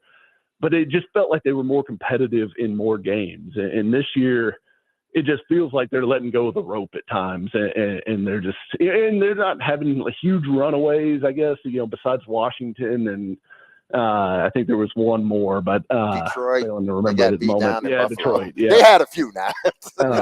Yeah, so they've had a couple massacres that they've been, on the wrong side of there, but they're not competitive at the end of games. And last year's team, they weren't good, they weren't winning enough of the games, but they were more competitive, in my opinion. So I think that's where a lot of that comment comes from, and maybe soft is not I don't know. I guess it depends on definition of soft and that kind of thing, but to me they're not as competitive. I don't feel like they, I don't. And listen, Mike, you're right about that. This team is nowhere near competitive. This team, I felt this was essentially almost the same team as it was last year, with one caveat in between, and maybe tell me if you agree or disagree with it. I think a lot of it has to do with the quarterback play. At least with Ryan Tannehill, you had competent play. He knew exactly where to go with the ball. Now, did he get it there on time always? Probably not, because the offensive line had a lot to do with it, but he knew how to orchestrate an offense, especially in crunch time, to where, maybe we weren't going to lose, but we weren't going to look as bad as we do this season. Yeah, and I think there's definitely something to that. And I think some of my hesitation with putting it all on the quarterback is that the quarterback, Levis, when he played last year, was better than Levis has played this year as a whole. And in games that he played at least a half of the game and started, he was 3-5 last year, and he's 1-9 in those games this year. So I think he's taken a meaningful step backwards, which again that's part of what's coloring my opinion here on this whole Callahan Carthon regime as a whole. Callahan was brought in to fix Will Levis, more or less, or maybe not fix him, but make him the best version of himself. And he hasn't even made him a better version than what we saw under Tim Kelly and Mike Vrabel, who were widely criticized for not being able to develop a quarterback. So again, I think that's part of my thought process in this whole thing is that they're failing at kind of their primary objective in a way that I didn't expect to see happen. I thought when Callahan was brought in, I said, we may not see Levis turn into a superstar, but I think he'll be good enough to win them some football games. So I'm pretty surprised. I thought this team was going to be, 8-9, 9-8, maybe fighting for a wild card spot at the end of the season. I certainly didn't think the wheels would come off this bad. Hey, they fooled me too, because I was with you. I thought this was an 8 win, maybe 9. But this is a bad team. Yeah, it's predicated on decent quarterback play, and he's been at the bottom of the heap. Mike, just getting on your opinion, to me, if it were the third or fourth year of the GM coach tandem, then I think it would be very fair to say, is it time to scrap the whole thing? But after they have been here for so little and did inherit a lot of why they are short on talent right now, Why do you think it's the right move to scrap it and start over after so little time? I mean, first year I head can coach who you certainly- knew was young coming in, and a young first-time general manager in his second year in name, but really his first year in the full control of the operation. Yeah, and I think I understand like the case for patience with this group for sure. I just think, to me, the results on the field have been pretty horrific to the point where it causes me to have pause over, they're about to get the keys to selecting the next quarterback, and whether that's a veteran, which I think it will be a veteran most likely, because I think there's going to be an urgency for them to win right now to save their own jobs if they are brought back next year. But whether that's a veteran or a rookie, you're setting the course for what the next 3 to 4 years are going to look like at the most important position on the roster. So I just think if you're going to make a move, you don't want to go draft a quarterback that fits Brian Callahan's eye, and then Brian Callahan has another terrible season next year, and you decide you're going to go part ways with him, and now you got this quarterback that now you've got to try to go, pigeonhole some coach or GM with another quarterback that they didn't necessarily want in the first place. So I think that's part of the reason for the shorter fuse here, because normally I would preach patience, but I think this is just a unique circumstance with the way that the roster is set and the way they're facing this quarterback decision clearly this offseason. That it makes me wonder whether you don't just rip it off right now. If you aren't feeling positive about, either one of those guys. I mean, I don't think the jury's in by any means, but if I was leaning out, I might consider just jumping the gun. And also to your point about it being a first-year head coach, young head coach, all that stuff, we've seen a lot of guys win right away that have come into pretty ugly situations at times. Obviously Sean McVay won right away. Kevin O'Connell in Minnesota won right away. Even Kevin Stefanski in Cleveland won right away. A lot of these guys are able to step in and kind of be competitive, right out of the chute, even coming into a spot where obviously a coach got fired the previous year. So I get the idea of patience, but I think some of that is kind of excuse making for Callahan, just not performing up to what we've seen other young coaches do in their first years. Mike, before we let you go, you mentioned the quarterback situation. Of course, we spent a lot of time talking about what the options could be at quarterback, free agency, trade candidates, etc. If you were in the position to make the choice, who would you pursue as the next Titans quarterback next season? Depending on who's available, I kind of like Sam Darnold a little bit, what he's shown this year, what he even showed at the end of his Panthers stint. It was pretty good quarterback play. And I think he's grown as a player, and obviously the physical tool set is great.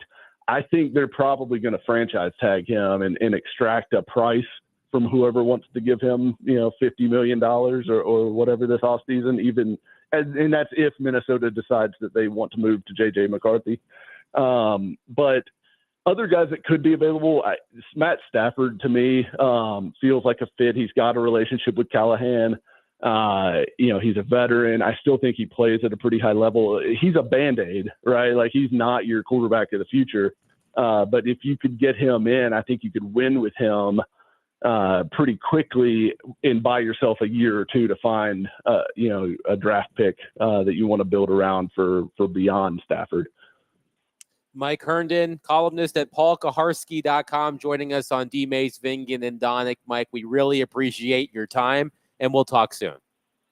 Of course. Thanks, guys. Mm-hmm. Mike Herndon joining us on the program. Any quick thoughts on Mike's call there before we head to break? Well, Mike is not alone with how he feels. I think it is a building narrative of, hey, maybe they should just scrap the whole thing and start over. I'm just trying to give these guys a fair shake and point out the flaws in the roster, the major flaws that they inherited, and say, is this really the right thing? It's kind of low-hanging fruit. I always think when you're saying, A team is bad, fire the coach.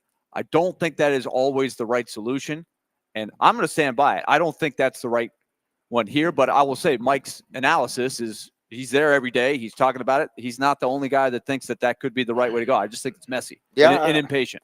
I mean, listen, if they're going to fire, if you're going to fire everyone, start it all over, because you're going to continue, you're going to be in this perpetual sort of, okay, changing the GM this year. Then if that GM doesn't like the head coach, even though he may have a winning season, we just don't vibe. Oh, I got to get my guy in. Then you get your guy in. Then you end up having this revolving door that you've had. So I would love to see this organization not go down that road.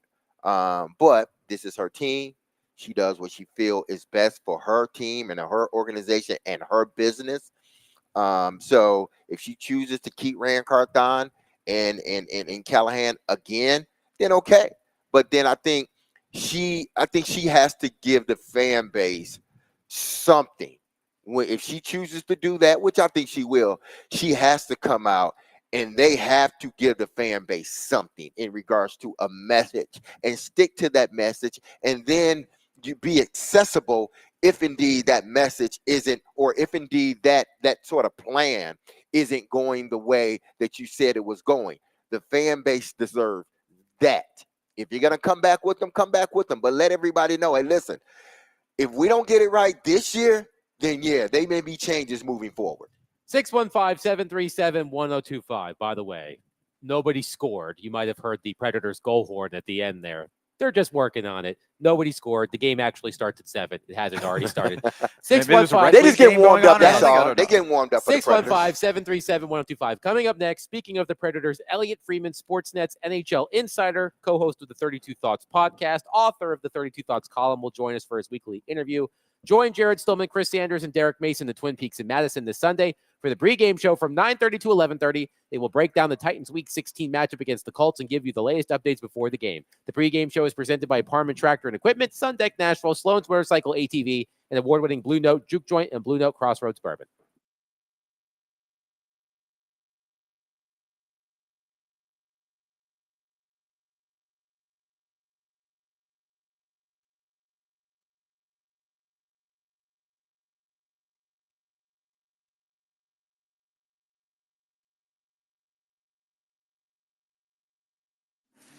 All right, let's talk F&M Bank. Banking made easy on purpose. Remember, every Friday at 1:45, we talk F&M Bank, take it to the bank. And yes, I am making a run.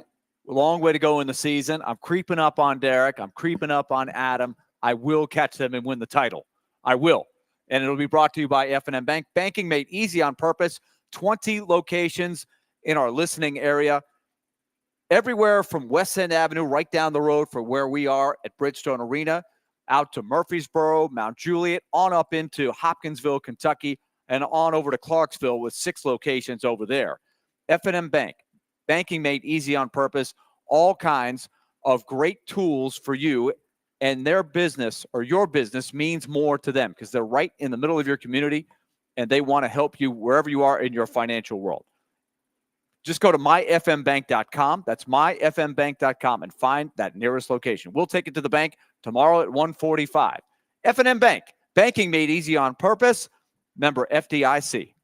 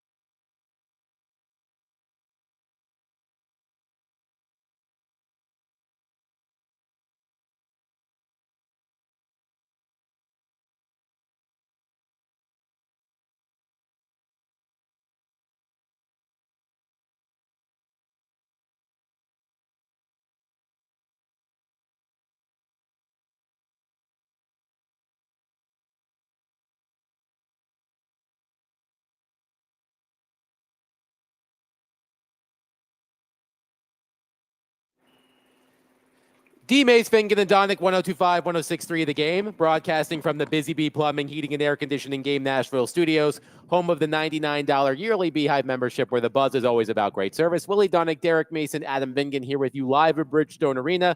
Penguins and Predators tonight at 7, puck drop at 6, right here on 102.5, 106.3 The Game. Joining us on our phone line, driven by WilsonCountyHyundai.com, the self-proclaimed #1 hockey hit on this station every week, Elliot Freeman, Sportsnet's NHL insider, co-host of the 32 Thoughts podcast and author of the 32 Thoughts column. Elliot, last night the Predators make a trade, swapping defensemen. Out goes Alex Carrier, in comes Justin Barron. I would love your thoughts on the transaction itself. And for Predators fans who may be unfamiliar with Justin Barron, what more can you tell them? Well, I would just say about Barron, he's a talented guy. He really is. But it just like with a lot of young players, some of them, they come in the NHL, they're stars right away, they find their place and they go. With Barron, it hasn't been that linear. The skill is there, the talent is there. One of the issues I think for Montreal and their blue line is their blue line is very, very young. And one of the reasons that Montreal has had some of the results it had this year is because too many of their defensemen are very young and still learning how to play. And I think when you've got, like they've got Matheson as a veteran, they've got Savard who's a veteran, they've got some really talented young kids, but when you have anywhere from 1 to 4 of those guys playing in the same lineup, it's too much, and it's been too much for them this year. I think Montreal knew they were going to have to make some decisions on some of their young defensemen this year because they have even more coming who are ready to play, and you could see a situation where Barron was going to get squeezed out. Like I said, he's a talented guy. He's got the ability. One of the real challenges he's had this year is dealing with pressure. And you could see other teams felt it, that when you pressured him, he would get a little uncertain, maybe a little bit panicky. And in a market like Montreal, you can't hide. They love you when you're great, and they pick you apart when you're struggling. And I think everybody kind of saw it. I think it's a good gamble for the Predators. I really do. I think the kid has talent. He needed a bit of a fresh start. He probably was going to get squeezed out by the other kids coming. And I think somewhere like Nashville, where you guys have a good history with defensemen, a very good history with defensemen, and also it's a bit quieter, I think it's a good place for him. I think he's got a chance, but the biggest thing he's got to learn, Adam, is just handling pressure on the forecheck. If he can sort that out and figure out what to do, you're going to have a player there. Barry Trotz held a news conference this morning before the Predators' morning skate to discuss the trade and just look ahead to the rest of the season. And Elliot, he did not directly concede that this season is, for a lack of a better term, a lost cause, but he's being real about the situation that the Predators are in standings-wise. We've seen them make a couple of other moves like this one, trading Scott Wedgwood to Colorado for Justus Annunen, a younger goaltender. They're getting younger. They're clearing cap space. Trotz did say today, don't be surprised if I make another move, because if he sees a player out there that he likes, he's looking forward to next season. He wants this team to be right back in the mix, of course, as this season has gone a bit haywire. What more do you think we could see from Barry Trotz? Is there a type of player, not a specific player, but is there a type of player you think that Trotz could be looking to bring in if he were to do that? Well, obviously, I still think the hunt is on for centers. Like there's no question about that. By the way, Delgado cleared waivers today. Breaking news. Just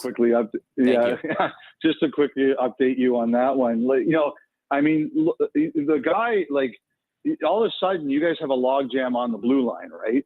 And that Willsby, that goal he scored the other night, when I saw that, I was like, oh, that guy's not going anywhere. Nothing's happening to him. But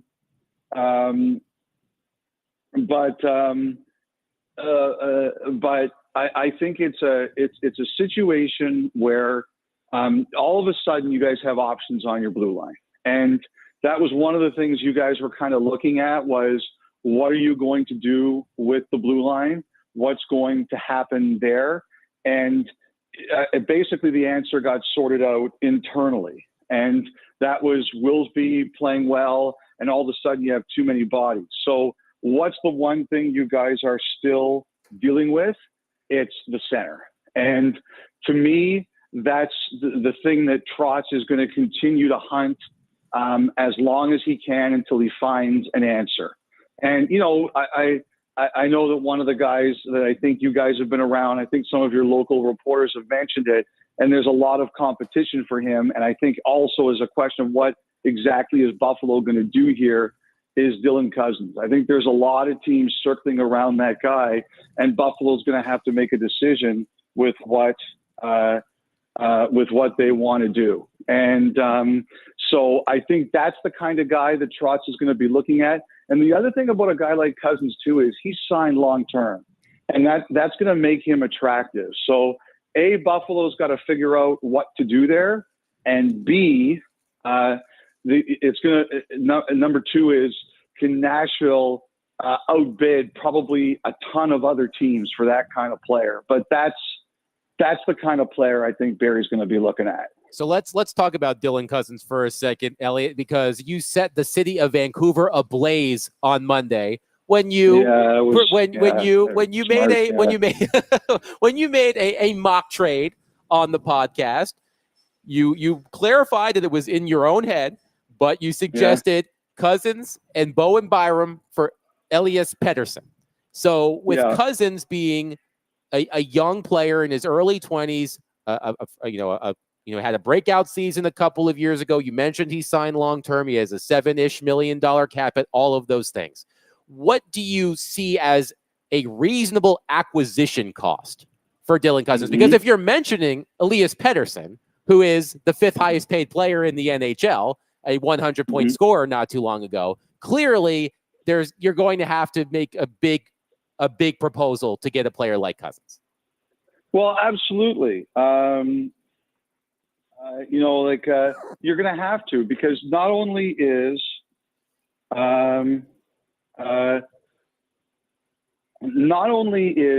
it a situation where he's a talented young player, but there's a lot of interest in him. And as a result,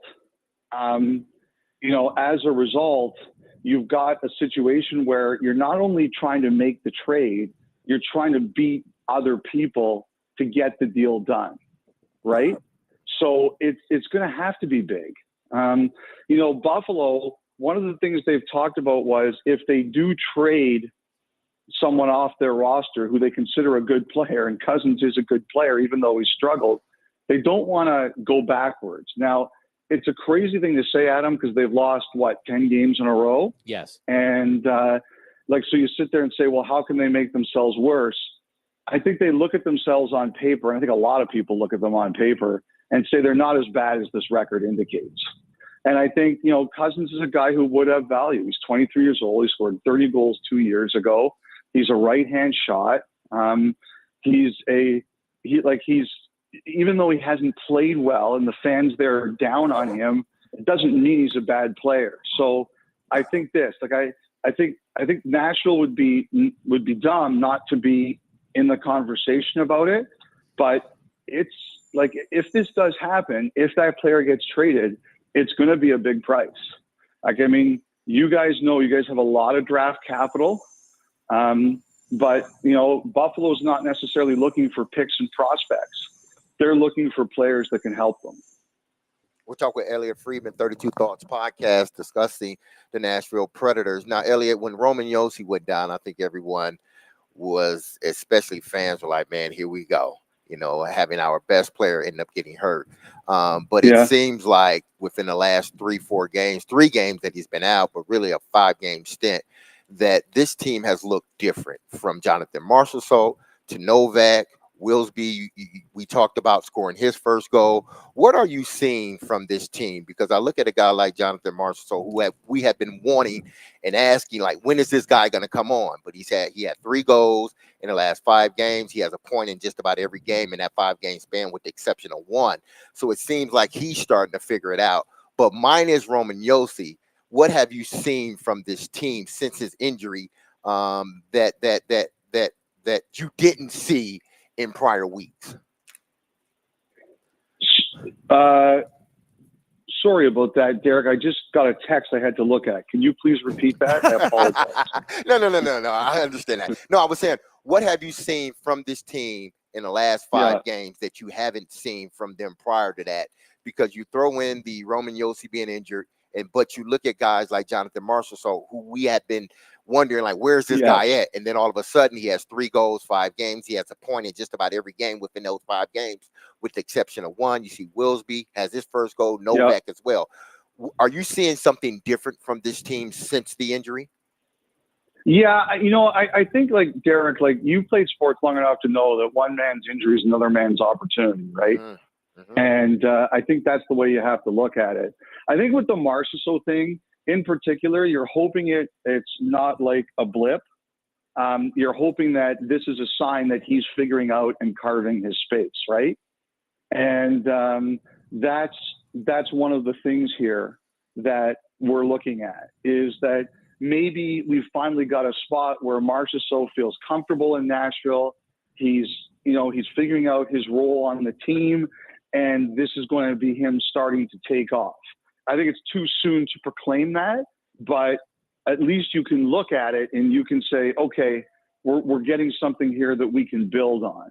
I think the one thing for me that's been interesting is, just all of a sudden, like I said before, all of a sudden you guys had a bunch of defensemen. You're trying to figure out, okay, where are we going here? Is Willsby going to be the guy who stays? Is Delgaiso going to be the guy who stays? Carrier, you just re-signed, and now in a quick 24 hours, not even, your blue line has been kind of remodeled a little bit. Delgaiso's back in the American Hockey League, Carrier's in Montreal, and Willsby looks like he's going to be a player for you. Although, again, like, he has to keep building towards it. I think that's probably the thing I would say that we've kind of noticed the most in the last couple of games, Derek, is that maybe your blue line is going to be a little bit different than you thought. Like, Carrier was a big deal when you guys re-signed him. There was a lot out there for him. And you guys re-signed him, and I think we just kind of figured that, okay, we take it for granted that Alexander Carrier is going to be a Nashville Predator for a long time. And now it didn't even last half a season. And it just shows you how quickly sports can change. But I think it also shows you over the last few games that suddenly the Predators have a different picture of their blue line than maybe they had as recently as 3 months ago. It's an interesting point, because that is, I think, what's hard for fans to follow, because it has changed so fast. Elliot Friedman is with us. And Elliot, I guess with the roster freeze coming up, do you think there's any chance that somebody big like a Cousins could be traded before midnight tonight? Or do you think this is still sort of the groundwork that's being laid for something down the road? I think that this year is not what you guys wanted, obviously. Like, that's not exactly a genius comment on my part, Willie. And I think as a result, I think the way Barry is looking at it is, what do I do to make sure this doesn't happen again? And I thought some of the most interesting comment I heard was, I expect us to be active again. And it's interesting because you don't see that a lot. You can't be active in free agency every year. But what I think he's trying to tell everybody is that the first 30 games of this season, the way it's gone is it's not going to be acceptable to the team because it's not acceptable to the fan base.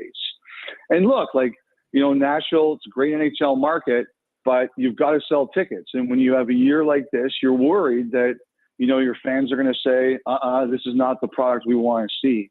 So I think his comments, Willie, are as much about as this, it's not going to stay like this. Whatever went wrong this year, I want the fans to know, and the players to know, and the organization to know that we're going to fix this. So I think what he does, what's the most important thing you can have?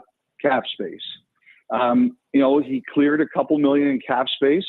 by making this deal. And what I think is saying is he wants the flexibility because he wants the ability to go out and fix this.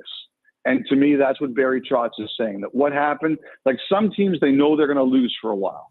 Where Justin Barron just came from, Montreal, that was a true rebuild. And they know that they're not yet ready to start winning. But Nashville is not in that role. And they're letting their fans and everybody know that this is not going to be the status quo. And we're not going to allow that to happen. That, to me, is what Barry Trotz is saying as much as anything. And what he's doing with this deal is creating the flexibility to allow him to do more possible things.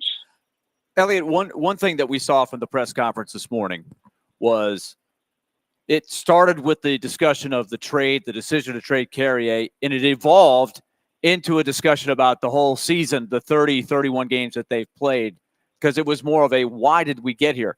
And one thing that came up that I wanted to bounce off of you, because it's not the normal, it may not be the normal way a team ends up where they are. And he said, I believe in analytics. And he talked about the shooting percentage being so low.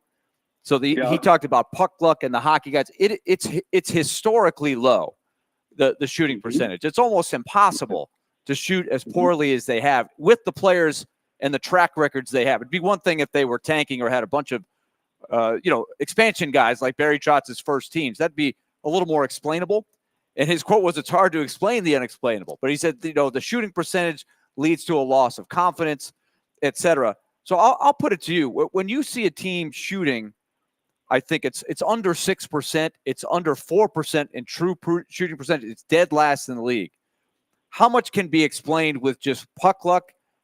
And if you're Barry Trotz, how do you interpret that stat alone? Well, I think this, I think some of that is puck luck. But I think you ask yourself a lot of questions, Willie. I don't ever think if I was running a team and you showed me that and you said it's just puck luck, that better be the last thing you investigated. Because the other things I'm wondering about is what kind of chances are we getting? And these are the questions I think a lot of teams ask when they hear, oh, okay, our shooting percentage is down. Does it mean we're shooting from too far out? Does it mean that like one of the best chances to score is when you make a goalie go side to side? Are you creating chances like, Stamkos was famous one-timer? And as you know, Elliot, there are stats that give you that to the analytics. Yes. And I think that expected goals, and I probably use it more, and people are like, Willie, the game isn't determined by expected goals. I use it a lot. But that is kind of the catch-all number that people look at. And according to, at least on Sport Logic we use, they should have, based on the chances they've got and the things that you're describing, they should have about 20 more goals than they have. But again, how much of that do you say, well, that's just unlucky, or B, why is that happening? And how do you balance the two?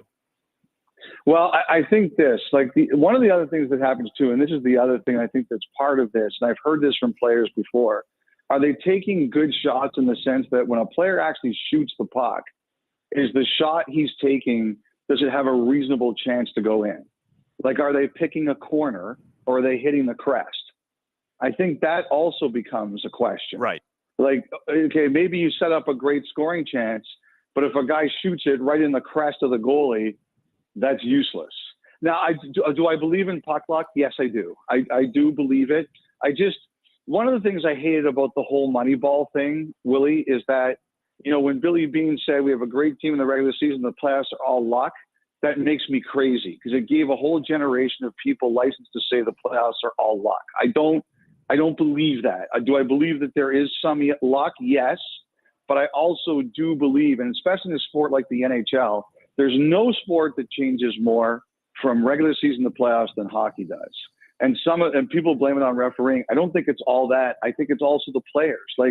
The players will kill each other in the postseason, and they won't do that as much in the regular season. Everybody just changes.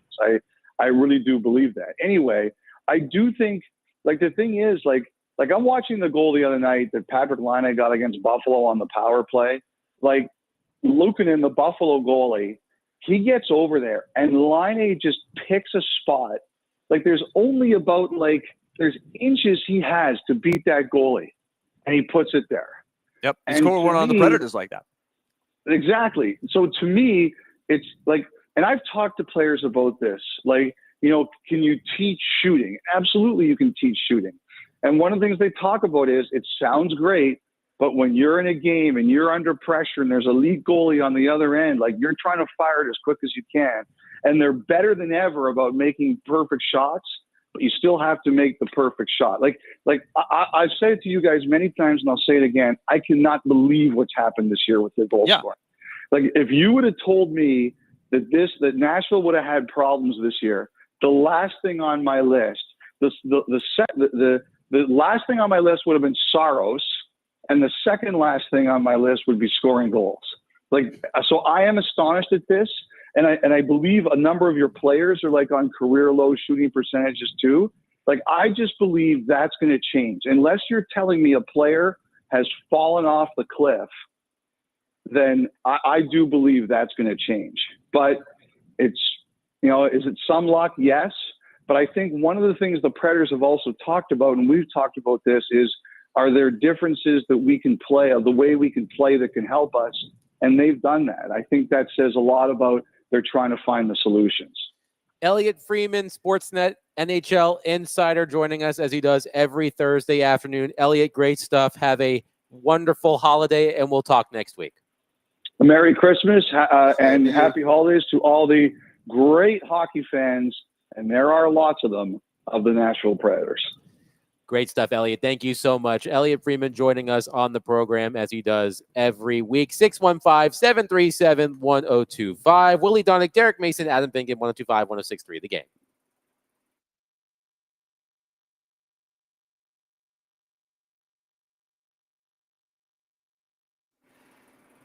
All right, let's talk Loan Pronto.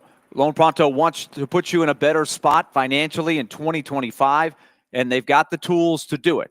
In fact, it's even quicker than it has been in the past, and it was already quick when I started doing these endorsements for Loan Pronto, because we've used them ourselves in the Donick House, but they're even better now with the Rapid Equity Loan. They now have the AI-driven tech to get you approved for a home equity line of credit, cash out in as little as 1 day. They can move quickly. For example, one client, they called Loan Pronto, and they got a $100,000 approved in 24 hours. They wiped out their debt. They launched a home improvement project. You can get these things rolling quickly, and you're going to save money in the long haul because you're going to knock out some higher debt issues like credit cards, maybe car loans that you want to pay off. So there's a lot of things you can do with this. So if you're looking for cash and maybe a better financial plan for 2025, just call Loan Pronto and see how much you can qualify for as a homeowner.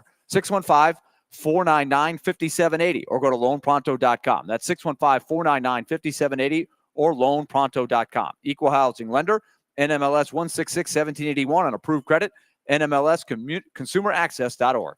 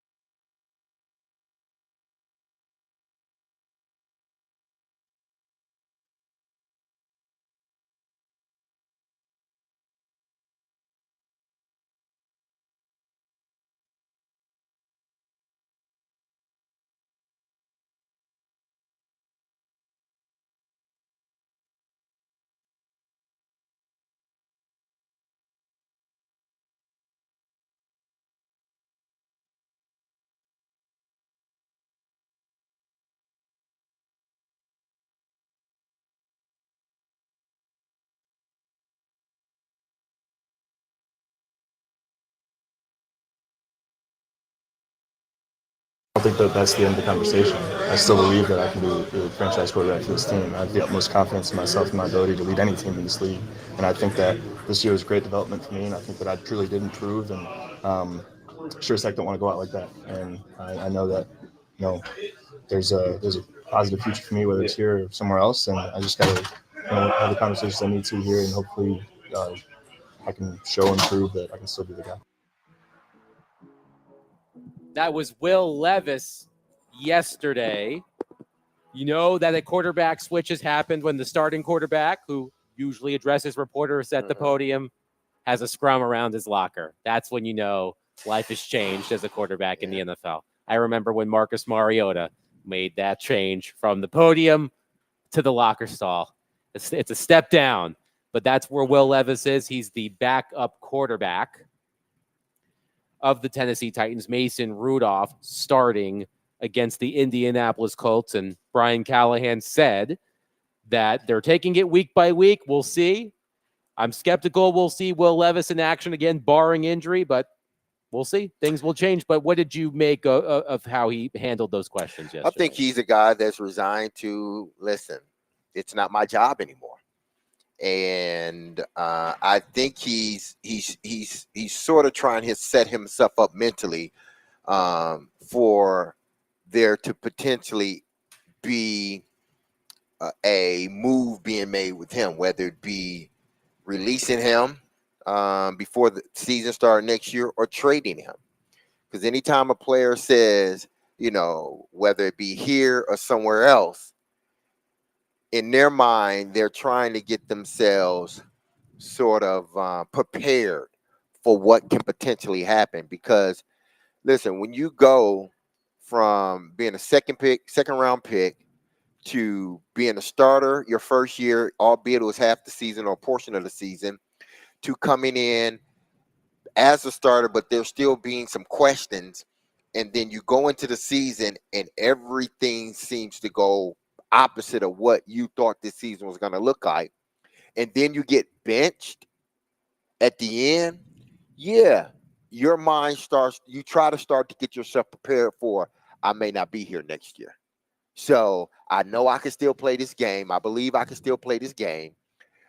And I want to show everybody that I can play this game, but it may not be, whether it be here or somewhere else. I know I can show that I can play in this league and be a starter in this league. To me, that's a guy that's trying to psych himself or prepare himself that he may potentially be released or traded. More than likely traded, not released. I mean, I think from a financial aspect, Willie, you've talked a lot about the contract situation with Will Levis because he wasn't a first-round quarterback. And let's just mention this in all of the conversation about Will Levis. If there is a saving grace in all of this, he was a second-round pick. Can you imagine if he went as high as some people said he was going to go, near the top of the first round, the Titans took him there, and all of this was happening? Right, but still people want to put it on Rand Carthon for whiffing on a quarterback pick when that is the case. There are every year 2 or 3 first-round quarterback picks that don't work out on some level, whether it's Kenny Pickett, who showed some promise early on, like, oh, this guy's good. And now he's completely gone. They've moved on in a completely different direction. They scrapped it. There's a lot of pathways that it takes. Pickett is a good example, though, because Pickett was benched for Mason Rudolph, if I'm not mistaken. Or was it Yes. Or is it Trubisky, then Rudolph? I can't remember the order. Rudolph's was there for a long time. Right. So there was a couple of different stints where he got a chance to play for one reason or another. But Pickett didn't want to be in Pittsburgh anymore, right? They had to ship him out. Like he did not want to be in the position that he was in. But it's different on a first round contract as opposed to a second. And that's my contract. point, is that the financial situation for Levis, keeping him on the roster, it barely makes a dent on your cap, where I don't know where Jared is. I know that's a banned word on his program, but it makes a dent. It barely makes a dent. So that is a positive. If there's a positive in all of this, that it's there. I would say that as poorly as he's played, I think as a young player, in next year's salary cap situation, if I'm penciling him as the backup, then I think he's probably better than a few of the backups that are out there, especially if he still continues to work hard. It may not be what he wants to hear, but at this point, he's the lowest rated quarterback in the game that is played, other than Deshaun Watson, who is about to be off of the chart of qualified quarterbacks because he's been hurt for several weeks. He only played 7 games. So at the end of the year, Will Levis will probably be the lowest rated quarterback in the key metrics in the league. So what do you want them to do? But still, I would say if he keeps working, there's going to be a shock, right? It's hard to ask that guy that question the day of. You're going to have it's an open wound, right? He's getting told it's a reality check. So how does he take it from here? He's not going to be traded. Nobody's going to trade for him in the offseason. The only recourse is to release him. And I don't know that I would do that, but only because he's so cheap, unless you just don't want him around or he causes a fuss behind the scenes. Well, one thing I do want to bring up, Derek, Yes. you texted us yesterday. You are watching it's this Aaron Rodgers Enigma. Netflix. That's one word to describe Aaron Yeah. Rodgers. This Aaron Rodgers Enigma Netflix documentary.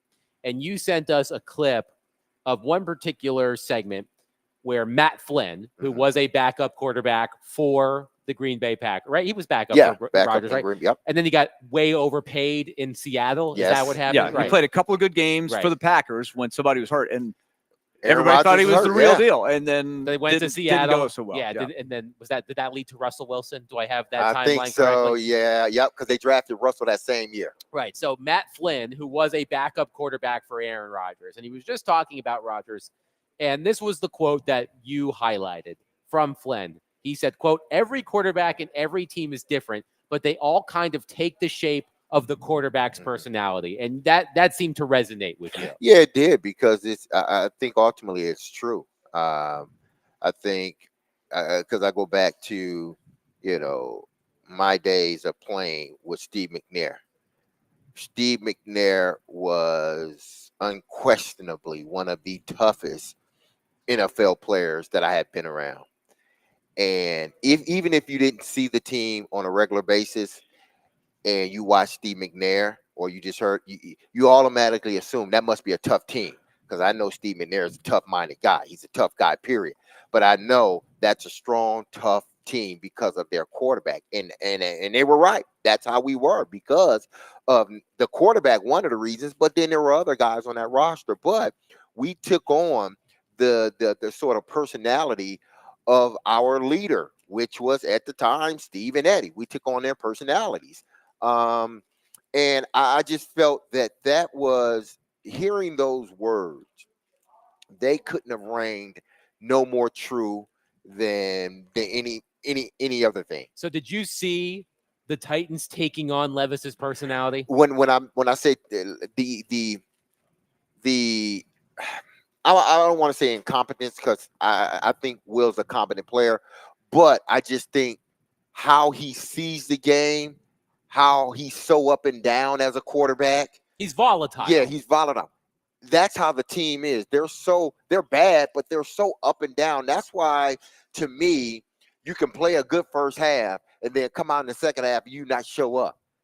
Because essentially, that's what your quarterback is. Because if you had consistent quarterback play, you come out after half, and what happens? You play like your quarterback plays. So you look at all the great teams, Buffalo, Kansas City, Baltimore, the Lions. Usually Cincinnati. Exactly, Usually Cincinnati. Their Not the quarterback is what leads and drives it. So if we come out of half and we're up, typically, more than likely, in the second half, we're going to play the same type football. Because why? Our quarterback is consistent, which means our team, or at least our offense, will be consistent. When you have an erratic quarterback, the personality and everything else that comes with it, you're going to have that type of team. Your quarterback's erratic, your team's erratic. Your quarterback's up and down, your team is up and down. Now, one thing I can say, Will Levis isn't soft. That's one thing he's not. He's mentally and physically tough. He just doesn't process things the way he needs to process them quick enough in this offense. But they do take on his personality as far as toughness, but also that comes with that, with him, is the erratic play. That's what you see in their offense, erratic play. Adam from Portland is on our phone line, driven by WilsonCountyHyundai.com. Adam, thank you for calling. Please go ahead. Yeah, man, I thought Levis did fine handling that. Like, he handled the conference like a pro. But when I look at how, like, his journey, it's really wild, man. Like, how much leash he's been given, the turnovers that he's had that's been so egregious all year. It makes me wonder if, because I hear Brian Callahan stand up for his players, that's great, but it makes me wonder if Rand was like, hey, my job's going to depend on this dude, so you got to keep him out there. I wonder how much of that was going on, because I said this yesterday. You didn't answer, Adam. I would like for you to answer. If Patrick Mahomes was the quarterback of this team, how many wins would they have? I would say it'd be at least 10. So a lot of this fell on the quarterback this year. Yeah, so a lot of it fell on Levis, man, and I hope he bounces back, but I just don't want it to be with us, you know, and that's how I feel as a fan. Thanks for calling. That's quite extreme switch. that's but it's an interesting question because they do have a lot of flaws on the roster beyond Levis, but I look at the Chiefs' record and one-score games. I've been asking that question a different way. I've been asking it, if you got average quarterback play, would they be more of an average team? And I think the answer is yes. Because some of the turnovers and things like that's directly back to Levis. That's why they're as low as they are in turnover margin. Yeah. Levis is not only turnovers, but pick six, touchdown, can't do anything about it kind of turnovers. Like that's a lot. The quarterback does have a lot of responsibility there. Here is, I think, I sort of see it like this. You know, Brian Callahan, he had to make this decision. And he had to make it this week. Because here's the reason why. And you alluded to this, Willie, or it might have been Adam, both of you. It was a question from Adam, actually. What would you say once you get into that office with Amy? What are you going to say? She asked her questions about this team and where they're headed.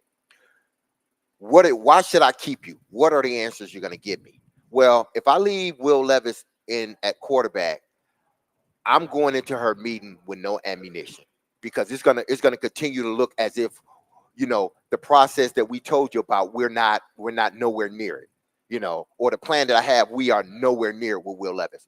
But if I put Mason Rudolph in the game, what Mason has shown is that he can stay on task. Is he the quarterback of the future for us? No.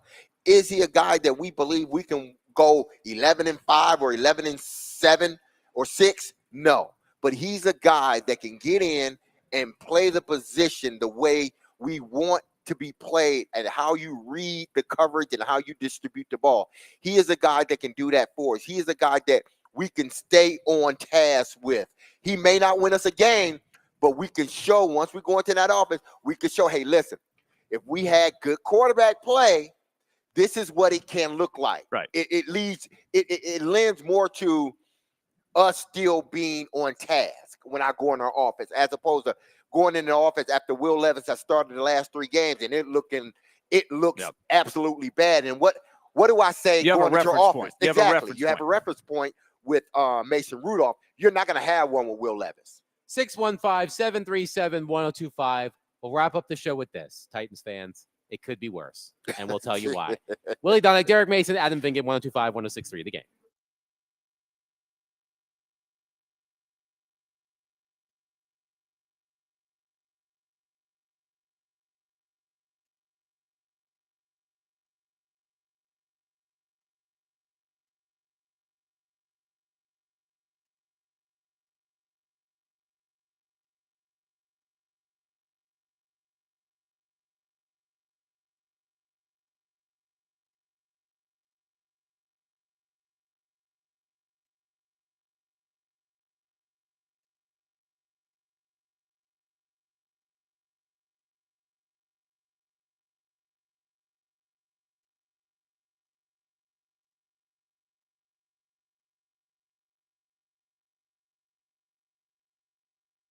Hey, this is Derek Mason. I'm going to tell you about Dr. Jeffrey Lodge and his staff because we're going to put the cool back in Cool Springs MD. If you've set out to lose some weight, chances are it's not the first time setting a resolution or setting a goal to shed some extra pounds only to face disappointment or only to come up some pounds short. But at Cool Springs MD, Dr. Lodge and his team understands the frustration of this cycle, and that is why they offer a different approach to weight loss. Their comprehensive weight loss program is led by Dr. Jeffrey Lodge and addresses the root cause of weight gain with tailored nutrition, exercise, blood test supplements, and more. They will customize a program specific to you and you only. So connect with Dr. Lodge at CoolSpringsMD.com today to schedule your appointment for a personalized weight loss plan just for you. That's Cool Springs MD, where your weight loss journey becomes a success story.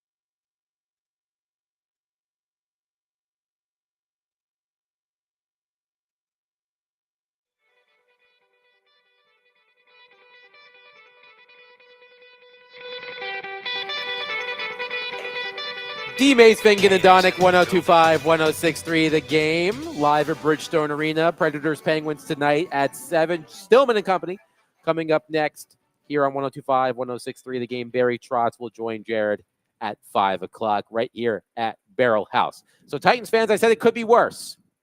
You could have, quote unquote, the most dysfunctional place imaginable, which is how the New York Jets were described in a fascinating article in The Athletic today, written by Zach Rosenblatt, Diana Rossini, and Michael Silver. And it's a worthwhile read for many reasons.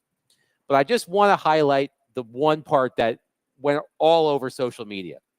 The opening anecdote of the story is about Jets owner Woody Johnson. He was at his home in Palm Beach, Florida, discussing potential offseason acquisitions. Jerry Jeudy was among those players that Jets decision makers was targeting to bring in to help Aaron Rodgers. It got to a point where Joe Douglas, then the GM, and his counterpart in Denver, George Patton, were talking about a trade that would have sent Jeudy to the Jets and given Aaron Rodgers another potential playmaker. The Broncos felt the deal was near. Then abruptly it all fell apart. In Denver's executive offices, they couldn't believe the reason why. Joe Douglas told the Broncos that Johnson didn't want to make the trade because the owner felt Judy's player rating in Madden NFL wasn't high enough. That's reasonable. Yeah, it's a fascinating read.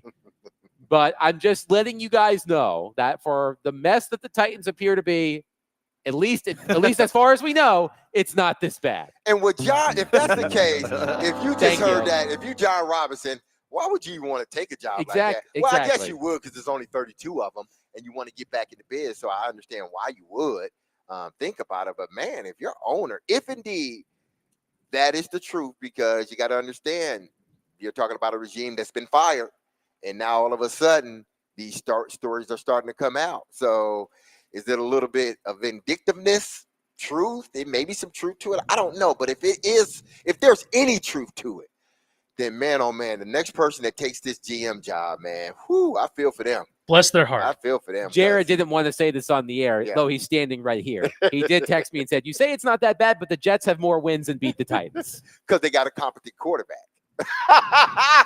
As much as we may hate y'all may hate Aaron Rodgers, but I do recommend you watch the Netflix thing on Aaron Rodgers. As much as y'all may hate Aaron Rodgers, would y'all rather have him than Will Levis?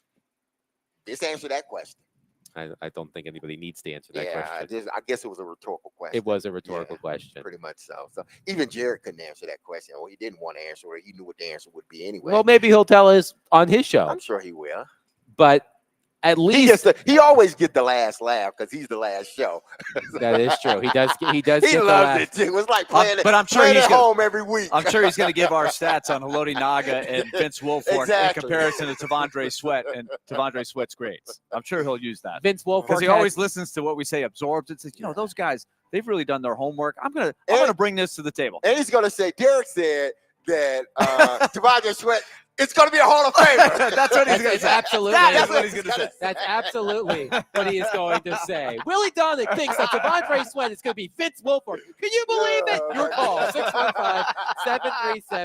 615-737-1025. But it works out for because like a hockey game when you're at home, you get the last shift change. Yes, that's exactly right. That'll do it for us. That'll do it for us today. Jared is coming up next. Catch us tomorrow. We will be at Ford Ice Center in Bellevue for Coats for Kids. Bring your donations, win some prizes, win some Predators tickets. We will be there live at 11. Actually, we start at 9 with Jason Big Joe through 6 o'clock with Stillman & Company at Ford Ice Center Bellevue. We'll see you there. Stillman & Company coming up next. Be love on your people. Have a wonderful, blessed, safe Thursday. Peace.